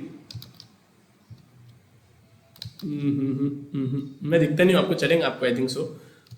ठीक है, मैं नहीं भी दिखा तो मेरे को वैसे पॉइंट एंड करना था। ओपन सेपरेट बैंक अकाउंट, अपने को सेपरेट बैंक अकाउंट ओपन करना पड़ेगा। दूसरा, अपने को debenture application receiving application form, वो एक पॉइंट था। अपने को डिबेंचर सर्टिफिकेट इशू करने पड़ते थे कितने दिन के अंदर? कितने दिन के अंदर बच्चा? 60 दिन के अंदर अपने को डिबेंचर 6 महीने के अंदर हमारे को डिबेंचर सर्टिफिकेट इशू करना पड़ता था और रजिस्टर ऑफ डिबेंचर होल्डर्स के अंदर 7 दिन के अंदर एंट्री करना पड़ता था। समझा क्या आपको? पूरा का पूरा पॉइंट क्लियर हुआ अच्छे तरीके से? पक्का पक्का यस सर, मस्त पैकी आपको लर्न हुआ पूरी की पूरी प्रोसीजर। एक बार कोशिश करना था, आपने टॉपिक को एक बार पहले पढ़ के देखना था। इतने सारे डिफिकल्ट पॉइंट थे ना, आपको समझ में भी नहीं आते थे और इसके पीछे का लॉजिक मैं आपके ऊपर वो नहीं कर रहा हूँ, लेकिन थिंग इज वो टॉपिक थोड़ा सा हेवी था। लेकिन अपने को लगता है मुझे ऐसा लगता है कि आपको इसमें डिफिकल्टी नहीं गई होगी। ठीक है, इन केस आपको अगर जो भी प्रॉब्लम है तो आपने मुझे सैटरडे को पूछ लेना। सिंपल। मैं यहाँ पे ये सेशन को एंड कर रहा हूँ। इसके बाद में एक्चुअली ना सिर्फ एक ही टॉपिक बाकी है, कॉलिंग का तो प्रोसीजर देखो कि हम कितने कितने स्टाइल से लिखते हैं, एक बार वैसा लिखा, एक बार ऐसा लिखा मटेरियल मसाले के साथ में। इसके बाद में ना ये डिबेंचर ट्रस्टीज का जो पॉइंट है ना, ये आपके सिलेबस में से कट हो चुका है। मैं वापस आ जाता हूँ। ये डिबेंचर ट्रस्टीज का जो पॉइंट है ना, जो डिबेंचर ट्रस्टीज का जो पॉइंट है ना, वो आपकी बुक के अंदर कट हो चुका है। ये यहाँ तक एंट्रीज इन द रजिस्टर हो गया, उसके बाद में डिबेंचर ट्रस्टीज का एक पॉइंट है, ये पूरा का पूरा आपके सिलेबस में से कट हो चुका है। डिबेंचर ट्रस्टीज का पूरा पॉइंट ना पूरा का पूरा कट हो गया। लास्ट है डिबेंचर ट्रस्ट डीड। तो ऐसा मुझे लग रहा है ये भी पॉइंट कट हो गया। डिबेंचर ट्रस्ट डीड है कुछ भी नहीं, सिर्फ एक टाइप का एग्रीमेंट है, किसके साथ में, डिबेंचर होल्डर्स के साथ में। तो उसके ऊपर पॉइंट है the terms and condition of the agreement is written in the debenture trust deed. सारे के सारे टर्म्स एंड कंडीशन डिबेंचर्स वालों के साथ में जो भी टर्म्स एंड कंडीशन होंगे ना बच्चों, तो वो कहाँ पे मेंशन होगी, ये डिबेंचर ट्रस्ट डीड के अंदर मेंशन होती है। It is the legal instrument conveying, क्या इंडिकेट करता है कि यार the asset of the company to the trustees. क्या है, अपन अपने को गिरवी रखना पड़ता है ना सारे के सारे डॉक्यूमेंट्स अपने, सॉरी सारे के सारे प्रॉपर्टी के डॉक्यूमेंट डिबेंचर ट्रस्टीज के पास में। तो वो बोल रहा है, बोले ये एक्चुअली बस एक लीगल इंस्ट्रूमेंट है जिसके अंदर ये बताया जाता है कि डिबेंचर होल्डर्स के पास में या डिबेंचर ट्रस्ट के नाम पे सारे के सारे असेट हमने गिरवी रख करके रखे। आगे जाके कंपनी खुद चाहे तो ये असेट को बेच नहीं पाएंगी, बस वो डिबेंचर ट्रस्ट डीड बस उतना ही काम करते हैं और कुछ भी काम नहीं करती है। The deed also define the rights of debenture holders के राइट बताते हैं, duties and the powers of debenture trustees. क्या बोल रहा है ये particular deed, debenture trust deed क्या बोलते हैं, राइट अधिकार किसके डिबेंचर होल्डर्स के, और rights and duties, powers and duties of debenture trustees के। पॉइंट खत्म, इतना ही था और कुछ भी नहीं था। लास्ट वाला पार्ट में ठीक है, आप इसको इग्नोर कर देना। ये मैंने पार्ट इंटेंशनली इग्नोर किया है कि एक्ट के अंदर क्या करने का है, अपने उसके अंदर का मसाला पूरा का पूरा झक क्लियर हो गया। आपने इसको प्लीज इग्नोर कर देना, है कुछ भी नहीं, सीरियसली बता रहा हूँ, कुछ भी नहीं है। मैंने उसके इन डेप्थ स्टडी कर ली भी है, ठीक है। तो I am declaring that this particular chapter is end at this point only. अपन ये चैप्टर को यहाँ पे ही एंड कर रहे हैं इसके साथ में, ये पर्टिकुलर नोट्स के साथ में। Thank you so much guys. इसकी अपन वो कर लेंगे, क्या बोलते रहे, वो जो अपनी क्विज रखते हैं अपन इसके ऊपर ऑनलाइन कर लेंगे। इसके पहले की जो चैप्टर की किसी क्विज थी वो आपने प्लीज कवर कर लेना। अब मुझे ना आज मैं थोड़ा खुश क्यों था, आप बाकी बच्चे जितने अच्छे तरीके से जो बच्चे पढ़ते थे ना उनके लिए तो अपन अच्छे कर ही रहे थे। आज हमें और एक नवी टेक्निक मिली है जिसके थ्रू हम जो बच्चे पढ़ाई नहीं कर रहे थे घर पे, उनको पढ़ाई करने का एक नवा तरीका देने वाले हम। हाँ, लेकिन बच्चे जिसको पढ़ाई करने के अंदर मजा नहीं आता है वो उनको थोड़ा बुरा लगेगा। लेकिन थिंग इज कि बच्चा आपको आज टेम्परेरीली अच्छा लग रहा है, लेकिन लाइफ टाइम के अंदर आपको थोड़ा सा हर्ट हो जाएगा कि अगर आप आज पढ़ाई को अच्छा आप सीरियसली नहीं करोगे तो। ठीक है, एक न्यू टेक्निक है, होप सो आपको अच्छा लगेगा। Thank you so much guys, bye bye, take care, love you.